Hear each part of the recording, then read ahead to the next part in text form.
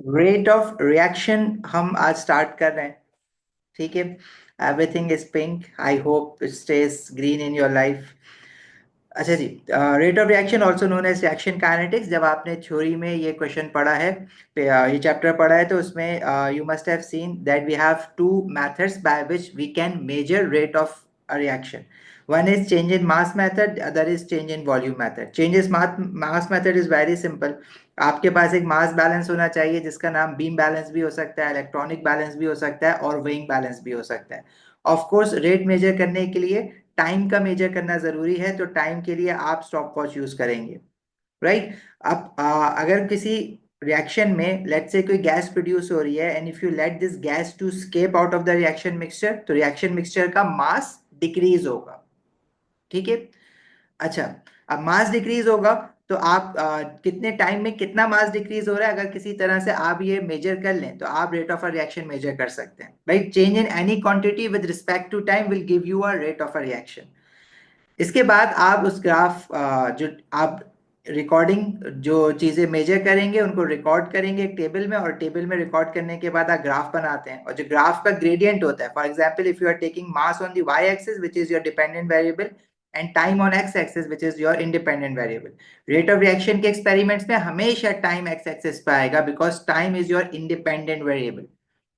अब जब आप ग्राफ प्लॉट करेंगे तो जो ग्राफ का ग्रेडियंट होता है वो आपको बताता है rate of a reaction, because इस ग्राफ का जो ग्रेडियंट होगा change in Y axis over change in X axis, that will be the formula for gradient and that will also become the formula for rate of a reaction या speed of a reaction. आपको ये बात समझ आनी चाहिए कि graph जितना Y axis के करीब होगा उतना रेट ऑफ अ रिएक्शन ज्यादा होगा. मतलब अगर कर्व बन रहा है तो curve if you let's say if you have to curves on the same grid, then the curve which is more closer to the y-axis represents the steeper gradient and greater rate of reaction. अगर straight line है तो straight line which is more steeper or the line which is more closer to the y-axis represents the greater gradient and hence the steeper gradient का मतलब है faster rate of reaction. Independent और dependent variable वाली बात यह है कि अगर आप दो क्वांटिटीज मेजर कर रहे होते हैं किसी भी एक्सपेरिमेंट में, the quantity which you can control is your independent variable. Like आप टाइम जो है वो अपने हिसाब से मेजर कर रहे हैं. लाइक से आप after every regular interval of time mass की रीडिंग चेक कर रहे हैं कि कितना मास डिक्रीज हो रहा है या इंक्रीज हो रहा है, या कितना वॉल्यूम इंक्रीज हो रहा है या डिक्रीज हो रहा है. तो जब आप change in time change in mass measure कर रहे हैं वो टाइम के हिसाब से मेजर कर रहे हैं, या आपने खुद सेट किया हुआ है like 0 to 10 seconds then 20 seconds and after every regular 10 intervals आप मास मेजर कर रहे हैं. अगर आप इसको 5 seconds का इंटरवल भी ले सकते हैं. तो टाइम आप ने इंडिपेंडेंट वेरिएबल है, टाइम खुद ही आगे चल रहा है, उस टाइम की बेसिस पे मास किस हिसाब से चेंज हो रहा है वो आपका डिपेंडेंट वेरिएबल है. एक्स एक्सिस पे हमेशा इंडिपेंडेंट वेरिएबल आता है और रेट ऑफ अ रिएक्शन में एक्स एक्सिस पे हमेशा आपको टाइम ही मिलेगा. अच्छा, इसके अलावा और कौन सा मेथड आपने पढ़ा है to measure the rate of a reaction? एक है change in volume method. Change in volume method में अगर लेट्स से किसी एक्सपेरिमेंट में कोई गैस प्रोड्यूस हो रही है, अगर आप उस गैस को समहाउ कलेक्ट कर लें, लेट्स से अभी मैंने यहाँ पे गैस सिरिंज लगाया हुआ है, तो ये अपैरेटस अरेंजमेंट भी आपको समझ आना चाहिए. We have a conical flask. इस कॉनिकल फ्लास्क में हमने एक डिलीवरी ट्यूब इंसर्ट किया है और इस डिलीवरी ट्यूब को सील करने के लिए हमने एक रबर बंग यूज किया हुआ है. This is known as rubber bung. Rubber bung में बीच में होल होता है जिसमें डिलीवरी ट्यूब अंदर चली जाती है. ठीक है. तो आपके पास गैस सिरिंज में जो वॉल्यूम कलेक्ट होगा गैस का, that would give you the volume of carbon dioxide. कितने टाइम में कितना वॉल्यूम कलेक्ट हो रहा है जब आप वो मेजर करेंगे तो that would give you the rate of reaction. ठीक है भाई, समझ आती है बात? हाशिर क्या हो गया? अब अगर आप इस डेटा को ग्राफ पे प्लॉट करेंगे तो एक्स एक्सिस पे अगेन टाइम होगा और वाई एक्सिस पे ऑब्वियसली आपका वॉल्यूम ऑफ गैस होगा.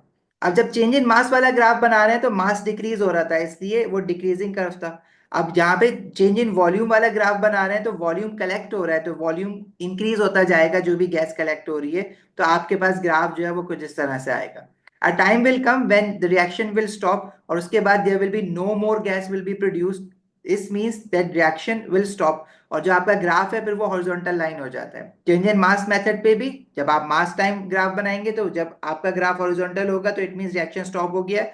और इसी तरह चेंज इन वॉल्यूम मेथड में जब आप वॉल्यूम टाइम ग्राफ बनाएंगे तो जब जहां पे ग्राफ हॉरिजॉन्टल लाइन हो जाएगा, इट मींस कि ग्रेडियंट जीरो हो गया, रेट जीरो हो गया और रिएक्शन स्टॉप हो गया। अब मजीद कार्बन डाइऑक्साइड गैस प्रोड्यूस नहीं हो रही है। Yes, there are many other methods to measure the rate of a reaction. Like you can also measure the rate of a reaction by change in pH method. You can also measure the rate of a reaction by change in color intensity. ठीक है, लेकिन हम grade 11 में जो है वो usually focus करते हैं चेंज इन मास मेथड पे और चेंज इन वॉल्यूम मेथड पे। इसी तरह से एक मेथड और होता है, एक हमारे पास एक टिपिकल रिएक्शन है जिसमें प्रेसिपिटेट फॉर्म हो रहे होते हैं। तो अब हम उसमें करते क्या है, हम एक बीकर लेते हैं, उस बीकर में जब रिएक्शन स्टार्ट होगा तो प्रेसिपिटेट फॉर्म होंगे, और जब प्रेसिपिटेट फॉर्म होंगे तो जो आपका रिएक्शन मिक्सचर है it will start becoming opaque. मतलब वो जब कलरलेस सोल्यूशन था, जब रिएक्शन स्टार्ट होगा तो पीपीटी फॉर्म होंगे, पीपीटी फॉर्म होंगे तो सोल्यूशन ओपेक हो जाएगा। मतलब पहले आप वो ट्रांसपेरेंट था, आप उसके आर पार देख सकते थे, लेकिन जब उसमें पीपीटी फॉर्म होगा तो आप नहीं देख सकेंगे उसके आर पार। तो इसको हम क्या करते हैं, इसको हम एक बीकर को एक वाइट टाइल या एक पेपर के ऊपर रखते हैं और उस पेपर पे एक क्रॉस लगा देंगे जो कि विजिबल होगा। अगर हम from the top of the beaker अगर हम सोल्यूशन के थ्रू उसको देखेंगे तो वो विजिबल होगा। But once the precipitate starts forming तो क्या होगा, ये जो क्रॉस लगाया हुआ है आपने या पेपर पे कुछ भी लिखा हुआ है वो दिखना बंद हो जाएगा, वो डिसअपेयर हो जाएगा। तो वो जो टाइम लग रहा है इस स्पॉट को या इस मार्क को डिसअपेयर होने के लिए, उस टाइम को आप रिकॉर्ड कर लेंगे, तो उससे भी आप rate of a reaction measure कर सकते हैं। ठीक है, ये एक रफ आइडिया आपको जरूर दे देगा कि कौन सा रिएक्शन फास्ट है और कौन सा रिएक्शन स्लो है। लेकिन ऑब्वियसली इस मेथड को यूज करके अगर आप ग्राफ बनाना चाह रहे हैं तो आप डिफरेंट एक्सपेरिमेंट्स करेंगे, डिफरेंट कंसेंट्रेशंस लेंगे सोल्यूशन की, और आप देखेंगे कि किस एक्सपेरिमेंट में कितना टाइम लग रहा है for this cross to disappear. ठीक है, yes Uswa you may leave. समझ आती है बात आप लोगों को यहाँ पे?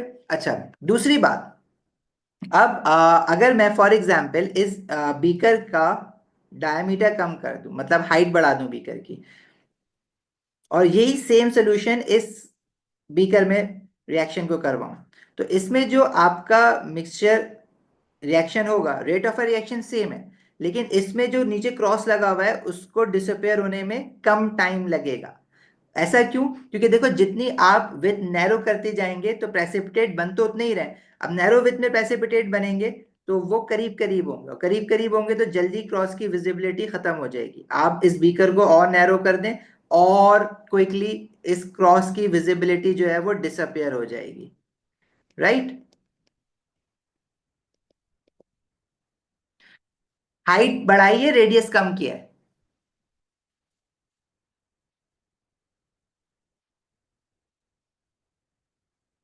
अजल्फा अभी हम ग्राफ का क्वेश्चन भी करेंगे आज, तो आपको वहां पे समझ आ जाएगी ये चीज क्या है। अच्छा भाई, अभी एक क्वेश्चन मैं इससे रिलेटेड भी करवाऊंगा तो आपको पता लग जाएगा कि क्रॉस वाले से मतलब क्या है। तो थोड़ा सा वेट कर लो, क्रॉस वाली बात आपको क्वेश्चन से ज्यादा अच्छी समझ आ जाएगी। कुछ factors that can affect the rate of a reaction वो आपको पता होने चाहिए। वो क्या होते हैं? कंसंट्रेशन ऑफ रिएक्टेंट आप इंक्रीज करेंगे तो रेट ऑफ अ रिएक्शन क्या होगा? इंक्रीज होगा। Concentration of reactant is directly proportional to rate of a reaction. अगर आप किसी रिएक्शन का टेम्परेचर इंक्रीज करेंगे, if you perform that reaction at a higher temperature, तो rate of a reaction increase होगा। अगर आपके पास गैशियस रिएक्टेंट है उसका प्रेशर इंक्रीज करेंगे तो rate of a reaction increase होगा। सरफेस एरिया इंक्रीज करेंगे, सरफेस एरिया इंक्रीज करने से क्या मतलब है? Size of solid reactant particles अगर आप डिक्रीज करेंगे तो rate of a reaction increase होगा। अगर आप कैटलिस्ट यूज करेंगे तो rate of a reaction increase होगा। अगर आप कैटलिस्ट ज्यादा यूज करेंगे तो रेट ऑफ अ रिएक्शन ज्यादा इंक्रीज होगा। तो ये वाली बातें, ये फैक्टर्स आपको कुछ याद होने चाहिए। ठीक है जी। Equilibrium it's a different thing, equilibrium को बीच में अभी ना लाएं।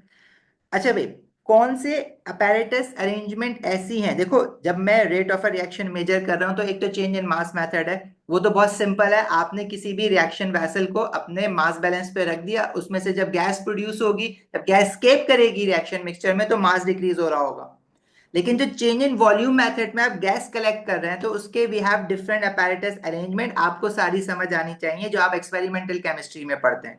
एक अरेंजमेंट हमारे पास ये है जिसमें हम कॉनिकल फ्लास्क के साथ गैस सिरिंज को कनेक्ट कर देते हैं। This is the most reliable method because इसमें गैस के लूज होने के चांसेस कम है। इसी तरह एक मेथड हमने एक्सपेरिमेंटल केमिस्ट्री में ये भी देखा है कि हम किसी गैस जार में भी गैस कलेक्ट कर सकते हैं। If your gas is lighter than air या हैवियर देन एयर, तो उसके लिए दो डिफरेंट मेथड्स थे। If your gas is heavier than air you can collect it by the downward delivery method, but if your gas is lighter than air it can be collected by the upward delivery method, ठीक है, या downward displacement of air.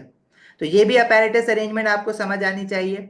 लेकिन usually rate of a reaction को major करने के लिए हम ये अपैरेटस अरेंजमेंट यूज नहीं कर सकते, क्योंकि जो हम गैस जार ले रहे हैं इस गैस जार में मार्किंग्स गिवन नहीं होती हैं। अब अगर मार्किंग्स गिवन नहीं है तो how would you record your measurements कि कितना वॉल्यूम ऑफ गैस कलेक्ट हो गया? जब आप वॉल्यूम पढ़ ही नहीं सकते तो आप बता ही नहीं सकते। इसी तरह इसका वॉल्यूम कितना कलेक्ट हो रहा है वो काम करने के लिए हम गैस को ओवर दी वाटर कलेक्ट कर सकते हैं। और ओवर दी वाटर कैसे कलेक्ट करेंगे? हम यहाँ पे एक मेजरिंग सिलेंडर इन्वर्टेड करके रख देते हैं और इसमें वाटर फिल कर देते हैं। अब ये कंप्लीटली फिल्ड होता है इनिशियली विद वाटर, और जैसे जैसे गैस प्रोड्यूस होती है तो क्या होता है, ये उन्हीं गैसेस के लिए है जो गैस इनसॉल्युबल इन वाटर हो। और जब गैस यहाँ पे प्रोड्यूस होगी तो गैस के बबल्स जो है वो ऊपर जाके यहाँ पे कलेक्ट होना शुरू हो जाएंगे, and these gas bubbles will push the water level downwards. और जब ये वाटर नीचे आएगा तो कितना वाटर नीचे आया है उसको आप यहाँ पे मेजरिंग स्टैंडर्ड में मार्किंग्स होती हैं उससे आप पढ़ सकते हैं कि कितना वॉल्यूम गैस का कलेक्ट हो गया है। ठीक है भाई, तो one of the apparatus arrangement to collect the gases वो ये भी है। अब ये टाइम टू टाइम आप थ्योरी में देखते आए हैं, ठीक है। अब आपने जो है इनको आज इंप्लॉय करना है इन टेक्निक्स को क्वेश्चन के थ्रू। डिटेल्स हादिया downward delivery method upper delivery method बस समझ आना चाहिए, but rate of a reaction measure करने के लिए हम इन मेथड्स को यूज कर नहीं सकते। हाँ, गैस कलेक्ट करने के लिए यूज कर सकते हैं, लेकिन इसमें मार्किंग गिवन नहीं होती ना गैस जार में। और अगर मार्किंग गिवन है भी तो गैसेस मोस्टली गैसेस कलरलेस हैं, तो आपको पता कैसे चलेगा कि कितनी गैस कलेक्ट हो रही है कितने time? You cannot identify insoluble gases. You have to learn which gases are soluble and which gases are insoluble. Insoluble gases में बस आपको ये वाली gases याद होनी चाहिए। Carbon dioxide, oxygen is very slightly soluble, हम उसको insoluble consider करेंगे जब हम collection of gases की बात कर रहे होंगे। Water, hydrogen and methane and helium, ये जो गैसेज यहाँ लिखी हुई है बस आपने ये याद रखनी है। बीकर नैरो होगा तो क्रॉस जल्दी डिसअपेयर होगा। हारून, आई वुड रिकमेंड कि यू शुड वेट। बस ये क्वेश्चन आ गया है हमारे पास उस मार्क वाला, तो हम ये क्वेश्चन के साथ उसको पढ़ लेते हैं तो आपकी अंडरस्टैंडिंग ज्यादा क्लियर हो जाएगी। तो वो जो क्रॉस वाली बात मैंने की है उससे परेशान नहीं हो, इस क्वेश्चन को देखते हैं तो आपको समझ आ जाएगा। चले भाई, अब इस क्वेश्चन में कह रहे हैं, a student investigates the rate of a reaction between aqueous iron 3 nitrate and aqueous sodium thiosulphate. अच्छा भाई, अब इसमें the student does 5 experiment using the apparatus shown in figure 2.1। The air of this question, basically ये जो question है ना ये IGCSE के एटीपी का है और it's a very good question, इसलिए मैंने ये चूज किया है। तो आप ग्रेड ओ लेवल है चाहे आईजीसीएसई है, एटीपी इज नियरली सेम, तो आप दोनों इंटरचेंज करके प्रैक्टिस कर सकते हैं। तो इसका मैं एयर वैसे आपको बता देता हूँ, दिस इज November 24। ये जो वेरिएंट है वो पेपर 6 होता है आईजीसीएसई में एटीपी, पेपर 6 वेरिएंट 2 है, and the year is November 2024। ठीक है, और क्वेश्चन नंबर है क्वेश्चन 1 है आई बिलीव। जब आप ये ईयर खोलेंगे तो आपको मिल जाएगा क्वेश्चन। अच्छा, अब जरूरी नहीं है कि इस तरह की apparatus अरेंजमेंट आपको पहले से पता हो। अब ये इतनी सारी apparatus अरेंजमेंट है केमिस्ट्री में रेट ऑफ रिएक्शन मेजर करने के लिए, तो आप सारी बेटा नहीं पढ़ सकते ना, आपकी सिलेबस की रिक्वायरमेंट है। आपने डिड्यूस करनी है चीजें यहीं से देख के, एनालाइज करनी है यहीं से देख के। और ये बहुत डिटेल में इन्होंने डायग्राम बना के दी हुई है। इसमें कह रहे हैं, अब हमें नहीं पता, हमने नहीं पढ़ा ग्रेड 11 में कि सोडियम थायोसल्फेट क्या होता है। अभी हमें बता देंगे कि सोडियम थायोसल्फेट क्या होता है, कोई कंपाउंड है, इतना तो समझ आ गया ना, राइट। ये ओ लेवल की एटीपी बुक में नहीं मिलेगा, आईजी की एटीपी बुक में मिलेगा आपको क्वेश्चन, वो जो आईजी की अलग से अपलोड हुई हुई है उसमें मिलेगा। अच्छा जी, इसमें कह रहे हैं the student does 5 experiment using the apparatus shown in figure 2.1। 5 cm³ of aqueous iron 3 nitrate लिया है, उसमें we have added aqueous sodium thiosulfate. 100 cm³ beaker लिया हुआ है और इसमें एक नीचे प्रिंटेड पेपर रखा हुआ है, प्रिंटेड शीट रखी हुई है जिसपे कुछ टेक्स्ट प्रिंट हुआ हुआ है। वो जो टेक्स्ट लिखा हुआ है वो बीकर के ऊपर से क्या पता अगर ये सोल्यूशन ऑलरेडी ओपेक है तो वो क्रॉस आपको नजर नहीं आ रहा होगा। अगर इस सोल्यूशन में कुछ ऐसा हो रहा है कि आहिस्ता आहिस्ता ये सोल्यूशन कलरलेस हो रहा है तो एक टाइम ऐसा आएगा जब आपको क्रॉस नजर आना शुरू हो जाएगा। ठीक है बेटा, ये आईजी और ओ लेवल के उसमें परेशान ना हो, एटीपी सेम है। ठीक है, इनफैक्ट जो आईजी का एटीपी जैसा हुआ करता था वैसा अब ओ लेवल का हो गया। तो आप सब लोग ये क्वेश्चन देखेंगे। इनफैक्ट जब हम एलई पेपर्स करेंगे तो मैं आपको हाईली रिकमेंड करूंगा कि जब आईजी का एलई पेपर हो रहा होगा तब ओ लेवल वाले भी क्लास लेंगे, और जो ओ लेवल का एलई पेपर हो रहा होगा तो आईजी वाले भी क्लास लेंगे, क्योंकि क्वेश्चंस आर ऑलमोस्ट सिमिलर, कुछ फर्क है ही नहीं उनमें।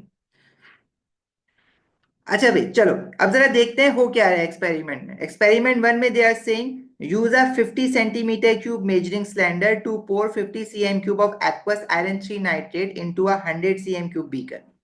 ठीक है जी, 50 cm क्यूब मेजरिंग सिलेंडर से इन्होंने 50 cm क्यूब aqueous 3 nitrate डाला पहले। Stand the beaker on the text of the printed sheet as shown in figure 2.1। ठीक है, बीकर आपने ऐसे प्लेस किया कि नीचे आपको टेक्स्ट दिख रहा है लिखा हुआ। Use 25 centimetre cube of measuring cylinder to pour 15 cm cube of aqueous sodium thiosulfate into the beaker। ठीक है, initially you have added 50 cm cube of iron 3 nitrate और फिर 25 centimetre cube measuring cylinder use करके 15 cm cube of sodium thiosulfate डाला। At the same time, start a stopwatch. Stir the contents of the beaker. Stirring, जब आप दो reactants mix करते हैं तो हमारे पास स्टिरर होता है, ग्लास रॉड होती है, उससे आप रिएक्शन मिक्सचर को स्टिर करते हैं। And it is important because in order to make the concentration uniform throughout the mixer, ताकि वो सबका सब रिएक्ट करे, तो स्टिरिंग जरूरी होती है।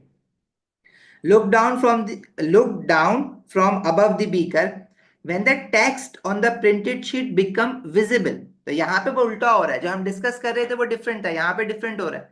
यहाँ पे ये सोल्यूशन पहले से ओपेक है और जब ये रिएक्शन होगा तो कुछ इसमें ऐसा हो रहा है कि सोल्यूशन कलरलेस होता जा रहा है, और जैसे कलरलेस होगा सोल्यूशन तो हमें वो जो प्रिंटेड शीट पे टेक्स्ट लिखा हुआ है वो नजर आना शुरू हो जाएगा। Stop the stopwatch and record the time in seconds to the nearest whole number. Once the text on the printed sheet becomes visible, you have to stop the stopwatch. Rinse the beaker with distilled water. And for experiment 2 में क्या कर रहे हैं ये लोग? Repeat the experiment 1 using 10 cm cube of sodium thiosulfate. पहले sodium thiosulfate 15 cm cube लिया था, अब 10 cm cube ले रहे हैं instead of 15 cm। एक्सपेरिमेंट 3 में क्या कर रहे हैं? Repeat the experiment 1 and take 7 cm cube of sodium thiosulfate, so they are decreasing the volume of sodium thiosulfate। ठीक है, from experiment 2 till experiment 5 they are just decreasing the volume of sodium thiosulfate। बाकी सारी चीजें obviously same रहेंगी। तो iron 3 nitrate का volume है वो सेम रखेंगे, बाकी sodium thiosulphate the other reactant उसका वॉल्यूम हम डिक्रीज कर रहे हैं। Yes, opaque means that do not allow you to see through the solution। जो ट्रांसपेरेंट का अपोजिट होता है उसको ओपेक कह रहे हैं। अच्छा भाई बेटा, एयर मैंने बता दिया है, ये फाइल आपके साथ शेयर हो जाएगी, तो अभी आप एयर की टेंशन ना लें। अच्छा भाई, यहाँ पे पार्ट ए में they are saying use the information in the description of the experiment and the stopwatch diagrams to complete table 2.1। experiment 1 में volume of aqueous sodium thiosulfate कितना लिया है, experiment 2 में कितना लिया है, 3 में कितना लिया है, 4 में कितना लिया है, 5 में कितना लिया है। तो वो जो वॉल्यूम्स हैं वो आपके पास यहाँ पे है। एक्सपेरिमेंट 1 में 15 लिया है, फिर 10, एक्सपेरिमेंट 3 में 7 cm क्यूब, एक्सपेरिमेंट 4 में 6.0, एक्सपेरिमेंट 5 में 5.0। तो यह आपने वॉल्यूम बस यहाँ पे लिखने थे। मेक श्योर क्योंकि क्वेश्चन में आपके पास ये 1 डेसिमल प्लेस पे दिए हुए वॉल्यूम, तो मैंने भी 1 डेसिमल प्लेस पे लिखे। Now you have to measure the time. अब टाइम जो है ना वो स्टॉप वॉच के थ्रू मेजर हो रहा है। अब देखिए, आपने स्टॉप वॉच अगर देखी भी है कभी तो डिजिटल स्टॉप वॉच देखी होगी, यहाँ पे इन्होंने एनालॉग स्टॉप वॉच बनाई हुई है। आप ऐसी चीजें एक्सपेक्ट कर सकते हैं इनसे, क्योंकि ये आपकी बेसिक चीजें हैं। आपने यहाँ से सिर्फ टाइम रीड करना है। और टाइम कैसे रीड करेंगे? देखिए भाई, एक इनर डायल है इसका और एक आउटर डायल है। इनर डायल आपका जो है वो मिनट्स बता रहा है, देखिए यहाँ पे लाइन बना के इन्होंने लिखा हुआ है मिनट्स, और जो आउटर डायल है वो आपका क्या बता रहा है, सेकंड्स बता रहा है। अभी स्टॉप वॉच एक्सपेरिमेंट 1 में जिस डायल्स जो नीडल्स इसकी हैं वो मिनट वाले डायल में 0 पे ही है, तो सिर्फ सेकंड्स आगे बढ़े, ये जो निडल है ये 0 से होते होते होते होते इस पॉइंट पे आई है, तो आपने यहाँ से इसकी वैल्यू रीड करनी है। अब 0 से 15 सेकंड्स और 30 सेकंड्स, इसके बीच में each division is representing 1 second, right? 16 17 18 19 20 21, इस तरह से। तो 15 16 17 18 19 20 21 22 23, यहाँ पे आ रहा है 24 सेकंड, राइट? तो दिस इज 24 सेकंड्स। नेक्स्ट जो आपके पास है, इसमें भी आपके जो मिनट्स वाली नीडल है वो 0 पे ही है, तो सिर्फ सेकंड्स आगे बढ़े, अभी पूरा मिनट नहीं हुआ, तो ये आ रहा है आपका 51 सेकंड पे। उसके बाद थर्ड एक्सपेरिमेंट में आपके पास देखें जो मिनट वाली नीडल है वो 1 मिनट आगे आ गई है। और उसके बाद देखिए पूरा मिनट क्रॉस होने के बाद दूसरा मिनट जब स्टार्ट हुआ, तो टोटल टाइम आपने लिखना अभी भी सेकंड्स में ही है। तो कितने सेकंड्स हो गया ये? अब आपने यहां से 1 मिनट, और 1 मिनट के बाद सेकंड वाले डायल पे ये नीडल कितने सेकंड्स आगे बढ़ी है? 1 सेकंड, 2 सेकंड, 3 सेकंड। तो 1 मिनट 3 सेकंड्स। अब 1 मिनट 3 सेकंड्स को टोटल सेकंड्स में आप कैसे लिखेंगे? मिनट को सेकंड्स में कैसे कन्वर्ट करेंगे? मल्टीप्लाई बाय 60 करके। तो 60 minutes plus 3 seconds mean 63 second. ठीक है भाई। उसके बाद दिस इज 1 मिनट, और कितने सेकंड्स क्रॉस हो गए? 30, 35, 36, 37, 38। तो this is 1 minute and 38 seconds. तो 1 minute mean 60 second, 60 plus 38 second is 98 seconds. Next is 1 minute and, इसके बाद आपने यहां से जो सेकंड देखने हैं वो 58 सेकंड्स आ रहे हैं। पूरा सेकंड का डायल क्रॉस हो गया है 58 सेकंड्स तक। तो 60 minutes plus 60 seconds plus 58 seconds, तो ये हो जाएंगे 118 सेकंड्स, राइट? अब देखो कुछ पार्ट आसान होते हैं, कुछ मुश्किल होते हैं। अब ऐसा नहीं है कि आपके पास हमेशा ऐसे ही आएगा कि आप बस स्टॉप वॉच रीड करते रहो और आपको मार्क्स मिलते रहे। अच्छा जी, next they are asking you to plot a graph. अब याद है मैं आपसे लास्ट टाइम कह रहा था कि कभी कभार एक्सिस को वो सेट करके देता है, कभी कभार नहीं करके देता, वाई एक्सिस पे नहीं दिया हुआ। यूजुअली ओ लेवल में कुछ क्वेश्चंस ऐसे आए हैं जिन्होंने उस पर स्केल सेट नहीं करके दिया। आईजी में मोस्टली ऐसे क्वेश्चन आते हैं जिसमें वो स्केल सेट नहीं करके देता। लेकिन ऐसा नहीं है कि ओ लेवल में नहीं आए, ओ लेवल में भी आए हैं, और रेट ऑफ अ रिएक्शन के क्वेश्चंस में ही आए। आपको स्केल सेट करना होता है। आपके पास इसी जो मैं आज फाइल लेके बैठा हुआ ना, इसी में एक ओ लेवल का क्वेश्चन भी है जिसमें आपको एक्स एक्सेस और वाई एक्सेस दोनों सेट करने। यहाँ पे एटलीस्ट उसने एक एक्सेस सेट करके दिया हुआ है एक्स एक्सेस पे। अब वाई एक्सिस पे क्या लेना है? Time taken for the text to become visible और volume of aqueous sodium thiosulphate. अब इस ग्राफ में आपको एक बहुत इंपॉर्टेंट चीज नोट करनी है, वो ये है कि इन्होंने जो टाइम लिया हुआ है वो वाई एक्सिस पे लिया हुआ है, और जो वॉल्यूम लिया हुआ है वो एक्स एक्सिस पे लिया हुआ है। क्योंकि आप वॉल्यूम अपने हिसाब से चेंज कर रहे थे। अभी जब हम थोड़ी देर पहले एग्जाम्पल कर रहे थे ना, उसमें हम कह रहे थे कि वॉल्यूम कितना चेंज हो रहा है कितने टाइम में, तो मैं टाइम अपने हिसाब से मेजर कर रहा था कि आफ्टर एवरी 5 सेकंड्स में देखूंगा वॉल्यूम कितना इंक्रीज हो रहा है। लेकिन यहाँ पे आप इस एक्सपेरिमेंट में कुछ और ही कर रहे हैं। आप यहाँ पे क्या कर रहे हैं? यहाँ पे आप different volumes of sodium thiosulphate डाल डाल के देख रहे हैं कि स्पॉट जो क्रॉस या प्रिंटेड पेपर है वो कितने टाइम बाद विजिबल होगा।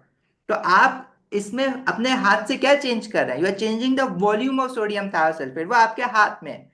इसलिए हम ये कह रहे हैं कि जो एक्स एक्सिस है वो हमारा इंडिपेंडेंट वेरिएबल है, और इंडिपेंडेंट वेरिएबल चेंज करने से जो डिपेंडेंट वेरिएबल पे इफेक्ट आ रहा है वो क्या है? वो टाइम है, जो स्पॉट की विजिबिलिटी का टाइम है। तो इसलिए यहाँ पे उसने आपको खुद नहीं कहा हुआ कि आप चूज करें, आप खुद चूज करने जाते। तो अगर आप किसी रिएक्शन का rate of a reaction measure कर रहे होते हैं ना, अब देखो ध्यान से सुनना मेरी बात। अगर आपके पास कोई ऐसा रिएक्शन है जिसमें कंटिन्यूअस ऑब्जर्वेशन आ रही है, जैसे उसमें volume of carbon dioxide continuously produce हो रही थी, तो विद रिस्पेक्ट टू टाइम कितना वॉल्यूम कलेक्ट होता जा रहा है, जब आप वो मेजर कर रहे थे तो उसमें आप टाइम एक्स एक्सिस पे ले रहे थे, क्योंकि टाइम आपके हिसाब से नहीं रुकना है वहां पे, वो 5 सेकंड 5 सेकंड 5 सेकंड के बाद आप मेजर करते जाएंगे। यहां पे आप एक एक्सपेरिमेंट नहीं ले रहे, आप डिफरेंट एक्सपेरिमेंट्स परफॉर्म कर रहे हैं। एक्सपेरिमेंट वन में सोडियम थायोसल्फेट आपने अलग लिया, और during the progress of a reaction आप रीडिंग मेजर नहीं कर रहे, मतलब आप उस रिएक्शन में एक से ज्यादा रीडिंग मेजर नहीं कर रहे हो, उस पूरे रिएक्शन की आप एक रीडिंग मेजर कर रहे हो। मतलब जो एक्सपेरिमेंट वन है उस पूरे एक्सपेरिमेंट वन को होने में कितना टाइम लग रहा है आप वो क्रॉस देख के डिसाइड कर रहे हैं। फिर आप नया एक्सपेरिमेंट कर रहे हैं, अभी जो मैं दो एग्जांपल ले रहा था वहां पे एक ही एक्सपेरिमेंट में विद रिस्पेक्ट टू टाइम आप चेंज इन क्वांटिटी मेजर कर रहे थे, पहले वाले में वो चेंज इन मास था, दूसरे वाले में चेंज इन वॉल्यूम था। यहाँ पे you are performing different experiments और एक ही वैल्यू मेजर कर रहे हैं एक एक्सपेरिमेंट में कि टोटल टाइम कितना लग रहा है क्रॉस को विजिबल होने में। तो यहाँ पे आपके पास जो इंडिपेंडेंट वेरिएबल बना है वो बना है वॉल्यूम ऑफ सोडियम थायोसल्फेट, और डिपेंडेंट वेरिएबल क्या बना है, time taken for the text to become visible.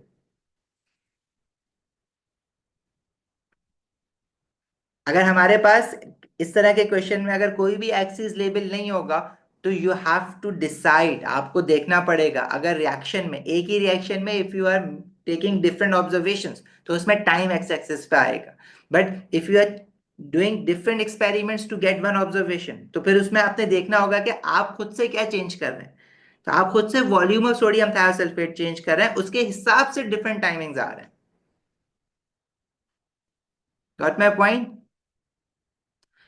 Clear हुई ये वाली बात? देखो, if you are taking variable or taking many different observation in the same experiment, तो there you will be taking time on x axis। अगर एक ही experiment में आप 3 या 4 या 5 ऑब्जर्वेशन मेजर कर रहे हैं तो आप यहाँ पे टाइम एक्स एक्सिस पे लेंगे। और अगर आप एक एक्सपेरिमेंट के बाद एक एक्सपेरिमेंट में एक ही ऑब्जर्वेशन मेजर कर रहे हैं, जैसे एक्सपेरिमेंट 1 में आपने कितनी बार टाइम मेजर किया, जस्ट एक बार, कि कितना टाइम लगा है उस क्रॉस को विजिबल होने के लिए, तो उसमें आपने क्या किया है, volume of sodium thiosulphate change किया और उसके चेंज करने से कितना टाइम लगा है वो मेजर कर रहे हैं। तो ये आप खुद से चेंज कर रहे हैं ना, तो जो आप खुद से चेंज कर रहे हैं वो इंडिपेंडेंट वेरिएबल है। ठीक है भाई। अच्छा, जो आप ग्रिड प्लॉट करेंगे, you should be careful that your graph should cover more than half of a grid. तो आपने वाई एक्सिस पे स्केल ऐसा सेट करना है कि वो ग्राफ जब आप बनाएं तो half of a grid cover हो रहा हो। क्या मतलब है इस बात का? देखिए भाई, आपके पास जो टाइम आपने लेना है वाई एक्सिस पे, उसकी मिनिमम वैल्यू 24 सेकेंड्स है और मैक्सिमम वैल्यू 118 सेकेंड्स है। ठीक है। अब आपने 20 ऐसा ग्राफ लेना है कि 24 सेकंड से 118 सेकंड्स तक आपका ग्राफ बन जाए। तो देखो आप किस तरह से लोगे इसको। अगर आप फॉर एग्जांपल वाई एक्सिस पे ये ग्राफ, चलो हम प्लॉट कर लेंगे, ये मसला नहीं है। ठीक है, वाई एक्सिस पे मिनिमम 24 सेकंड्स भी आना चाहिए और 118 सेकंड्स भी आना चाहिए। तो मैंने क्या किया, मैंने स्टार्ट किया ग्राफ का वाई एक्सिस 0 सेकंड से, और आफ्टर 10 बॉक्सेस 20 सेकंड्स ले लिया, मतलब 10 सेकंड्स 5 बॉक्स के बाद, फिर 20 सेकंड्स, फिर 30 सेकंड्स, 40, 60, 80, 110, 120, तो 118 भी आ जाएगा इसमें और 24 सेकंड्स भी आ जाएगा इसमें। अगर आप कहते कि मैं यहाँ पे इस तरह से ले लेता 50, 100 और फिर 150, तो आपका जो ग्राफ है ना वो इतने से हिस्से में खत्म हो जाता, क्योंकि आपकी जो मिनिमम टाइम की वैल्यू है वो 24 है, वो भी यहीं कहीं आ जाती, और 118 जो है वो भी यहीं कहीं आ जाती, तो आपका ग्राफ का shape less than half of a grid में ही कवर हो जाता। तो ये गलत हो जाएगा। आपने स्केल को ऐसे सेट करना है कि ग्राफ जो है वो at least more than half of a grid cover करे। मैं ये नहीं कह रहा कि लास्ट पॉइंट जो है वो इतना एंड तक आना चाहिए और फर्स्ट पॉइंट इतना एंड तक आना चाहिए, लेकिन हाफ ऑफ अ ग्रिड से तो ऊपर हो। तो यहाँ पे जो बेस्ट सुटेबल स्केल था वो था कि I will be taking it from 0 to 120, और जो ईच स्मॉल बॉक्स है वो कितने का बनेगा, फिर 2 सेकेंड्स का बनेगा, 2 second, 4 second, 6 second, 8 second, 10 second. ये जब आप डिफरेंट क्वेश्चंस प्रैक्टिस करेंगे ना तो ये आपको चीजें खुद समझ आ जाएंगी। ठीक है भाई। तो अगर ये ग्राफ आप जरूरी नहीं है कि पहली बारी में आपके पास सही बन जाए, आप उसको बार बार करके देखेंगे। अब ये जो यहाँ पे स्केल बना हुआ है दिस इज नॉट करेक्ट, मुझे इसको करेक्ट करना है अभी। ठीक है। अब अगर मैं यहाँ पे 0 सेकेंड्स लेता हूँ, 10, फिर 20 सेकेंड्स, फिर 40 सेकेंड्स, फिर 60 सेकेंड्स, और फिर हम लेते हैं 80 सेकेंड्स। 80 सेकेंड्स के बाद आएगा 100 सेकेंड्स। ठीक है, और 100 सेकेंड्स के बाद क्या आएगा, 120 सेकेंड। 20 20 के साथ चले ना, 20, 40, 60, 80, 80, 100, 120 सेकेंड्स। तो यहाँ पे 118 वाली वैल्यू भी आ जाएगी और आपकी क्या कहते हैं 24 सेकेंड्स वाली वैल्यू भी आ जाएगी। आपके पास कोऑर्डिनेट्स क्या क्या बन रहे हैं भाई, 15, 24 बनेगा। फर्स्ट एक्सपेरिमेंट जो है उसमें जो वॉल्यूम ऑफ सोडियम थायोसल्फेट है वो 15 cm³ है, और टाइम टेकिंग 24 सेकेंड्स है। तो 15, 24 आपको प्लॉट करना है। ये 5 कहाँ हो रही है वैल्यूज।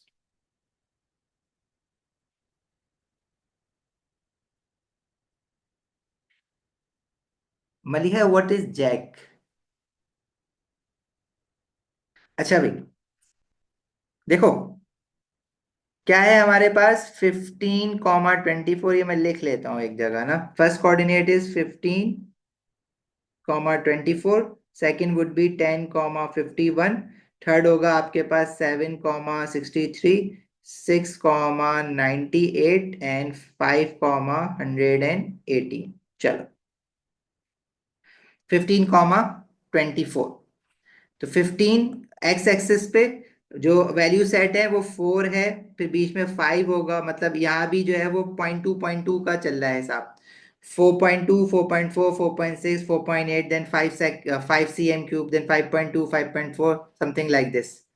तो 15, 24, तो 15 सेकेंड, 15 cm³ कहाँ पे आएगा, 12, 13, 14, 15, ये दिस इज 15, और 15 और 24, तो 20 और 22, 24।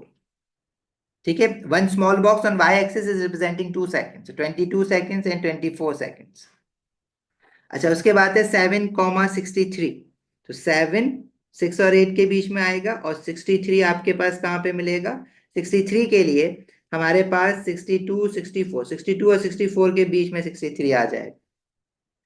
देन यू हैव 5, नहीं 7 के बाद था 5, 15, 24, 10, 51, एक कोऑर्डिनेट और है 10, 51, ये गड़बड़ कर रहा है।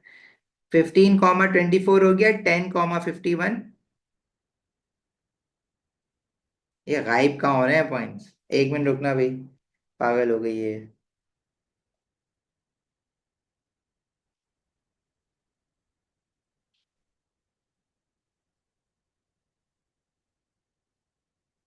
जंप बनाना अलाउड नहीं है, आपने सारे कोऑर्डिनेट्स प्लॉट करने हैं इस पे।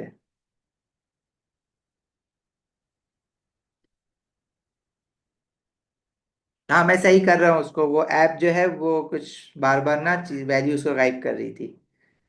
चलो लेट्स डू इट अगेन। जो फर्स्ट कोऑर्डिनेट है हमारा वो है 15, 24। देखते भी जाना साथ साथ, 15, 24 क्रॉस बनाएंगे आप इसमें, ठीक है। और फिर है 10, 51, 10, 51, 51 जो है 51 और 52 के 50 और 52 के बीच में 51 बनाया।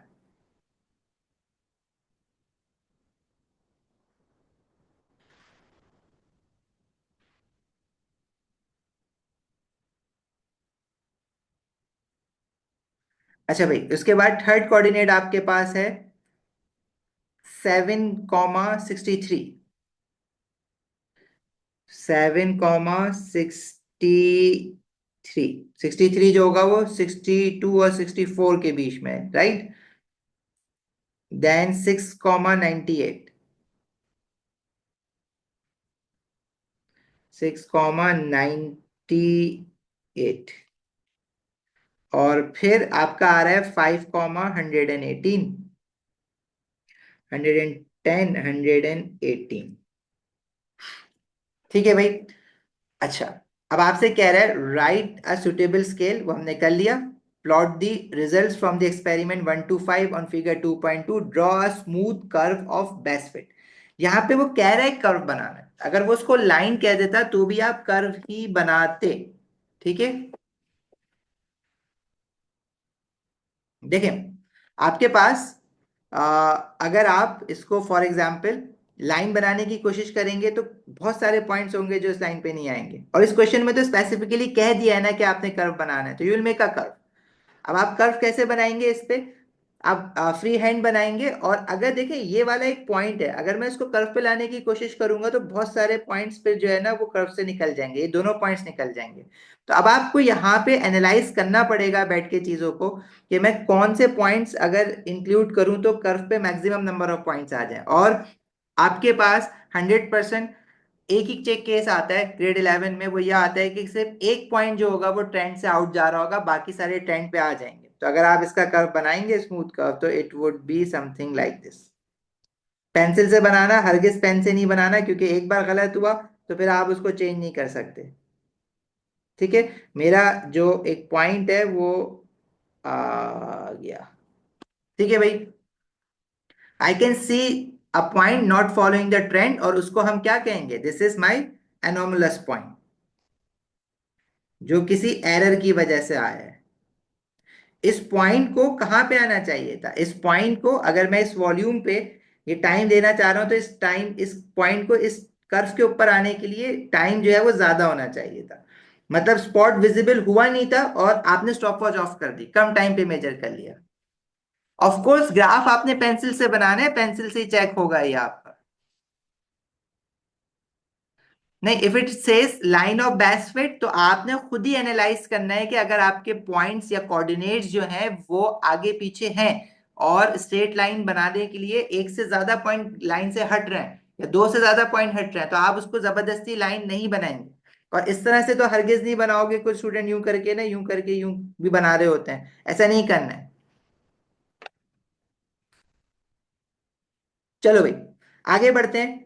आगे आपसे इस क्वेश्चन में कहा जा रहा है, state why the contents of the beaker are stirred after adding the aqueous sodium thiosulfate to the aqueous iron three nitrate. तो स्टेरिंग क्यों जरूरी है, ताकि कंसंट्रेशन स्प्रेड आउट, सारा पार्टिकल स्प्रेड आउट हो जाए और कंसंट्रेशन जो हो यूनिफॉर्म हो जाए। तो आप यहाँ पे क्या लिखेंगे, सो दैट द कंसंट्रेशंस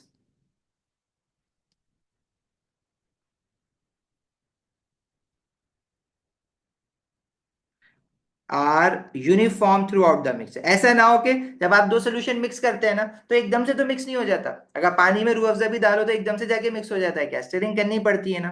तो the concentrations are uniform throughout the mixture.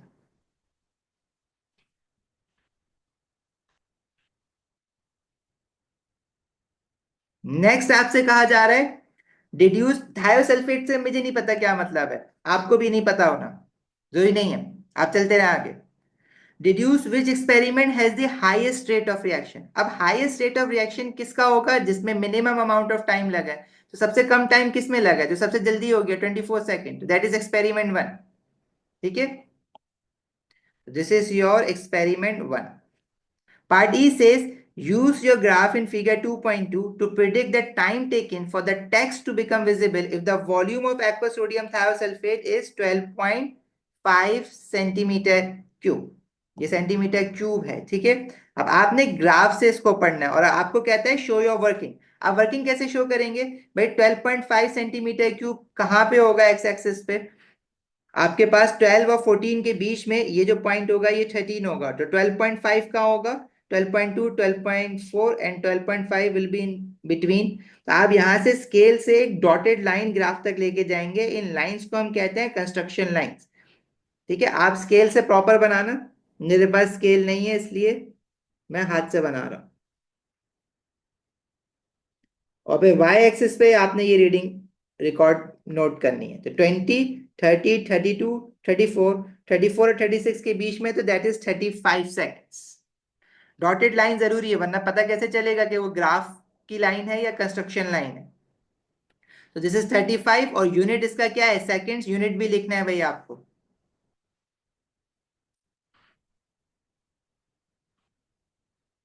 Y is this for 3 marks, अब ये आप एग्जामिनर से पूछें 3 मार्क्स का क्यों है, ठीक है। कंस्ट्रक्शन लाइन बनाने का, वैल्यू लिखने का और यूनिट लिखने का। आईजी में थोड़े से मार्क्स ना कभी कभार बट रहे होते हैं।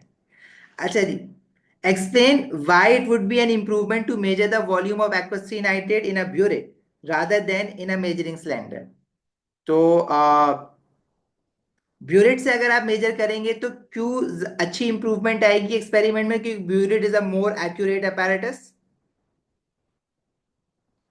Burette is more accurate. ठीक है. Explain why it is not possible to use a volumetric pipette to measure the volumes of aqueous sodium thiosulfate used in the experiments. अब देखिए आप जो वॉल्यूम जो पिपेट होता है आपके पास वो फिक्स वॉल्यूम मेजर करता है, लेकिन इन एक्सपेरिमेंट में आप डिफरेंट एक्सपेरिमेंट में डिफरेंट वॉल्यूम मेजर कर रहे हैं सोडियम थायोसल्फेट का. तो या तो मेजरिंग सिलेंडर यूज करें या फिर ब्यूरेट यूज करें जो वेरिएबल वॉल्यूम्स मेजर कर सकते हो आपके अपैरेटस. पिपेट तो फिक्स होता है ना, 25 cm³ का, तो 25 cm³ ही मेजर करके देगा आपको. तो इसलिए हम पिपेट इसलिए यूज नहीं कर सकते because volume is not same in each experiment. Volume of sodium thiosulfate is not same in each experiment.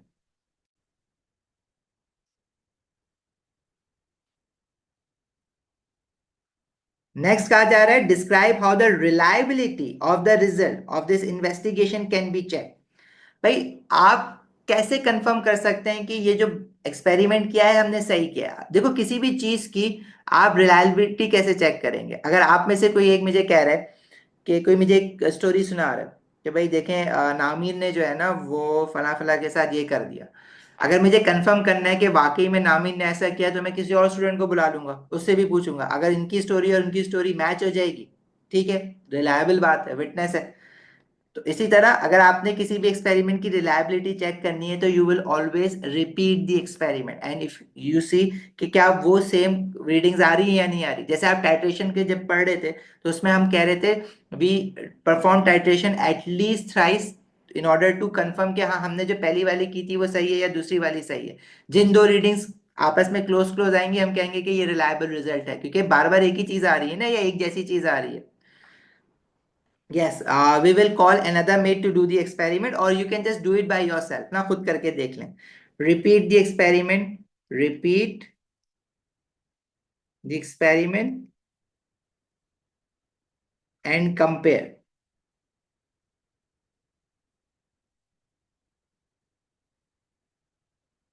Compare the result.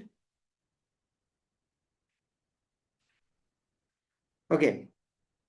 Now the next part says describe how the results of the experiment would change if the experiments are repeated using a narrower and taller beaker. मतलब अगर मैं beaker का diameter कम कर दूं और toll कर दूं. देखो प्रेसिपिटेट जो गायब हुआ है इसमें या जो सोल्यूशन कलरलेस हुआ है तो वो प्रेसिपिटेट के गायब होने की वजह से हुआ होगा ना. अब अगर बीकर आपके पास वाइड है तो यही प्रेसिपिटेट आपका गायब होने में ज्यादा टाइम ले रहा है. देखो अगर आप इसको नैरो कर देंगे तो नैरो करने से क्या होगा. अब पहले लेट से ये प्रेसिपिटेट था, अब ये लार्जर वॉल्यूम पे फैला हुआ है. तो जैसे ही ये प्रेसिपिटेट बनना कम होंगे तो आपके पास सोल्यूशन की विजिबिलिटी बढ़ना स्टार्ट हो जाएगी. लेकिन जब आप इन प्रेसिपिटेट को एक दूसरे के ऊपर स्टैक कर देंगे, कम जगह पे लेकर आ गए ना, तो अब क्या हुआ आपके पास ये जो प्रेसिपिटेट है वो कम वॉल्यूम में एक दूसरे के ऊपर स्टैक हुआ हुआ है. अब अगर आप यहां से प्रेसिपिटेट को खत्म भी होता है तो नीचे अभी भी है, तो आपको मार्क अभी भी विजिबल नहीं हो रहा होगा. ठीक है, तो इसका क्या मतलब है कि आपने क्या करना है, जब आप नैरो भी कर लेंगे तो आपका जो स्पॉट जो विजिबल हो रहा है वो ज्यादा टाइम में विजिबल होगा. तो it will take longer to get visible. जो चेंज इन रिजल्ट क्या होगा, time increase, the time it takes longer for the mark to get visible. और एक्सप्लेनेशन क्या है, आपने डेप्थ बढ़ा दी है लिक्विड की, taking a greater depth of liquid, greater depth of liquid. ठीक है. हाँ जी पार्ट देखो समझना मुश्किल है. देखो मेरे पास ये बॉटल है, राइट. इसमें अगर मैं आपसे ये कह रहा हूं कि अगर मैंने इस पे, चलो उसको ना थोड़ा सा अदर वे अराउंड समझने की कोशिश करते हैं.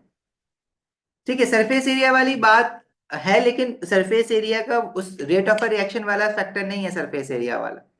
अगर इसमें मैं आपसे कहूं कि मैंने ना चौक लिया है, चौक चौक का पाउडर लिया है और मैंने इसके अंदर डालना शुरू कर दिया, तो ये अभी इसमें वाटर था तो ये कलरलेस था, I could see the bottom of this bottle.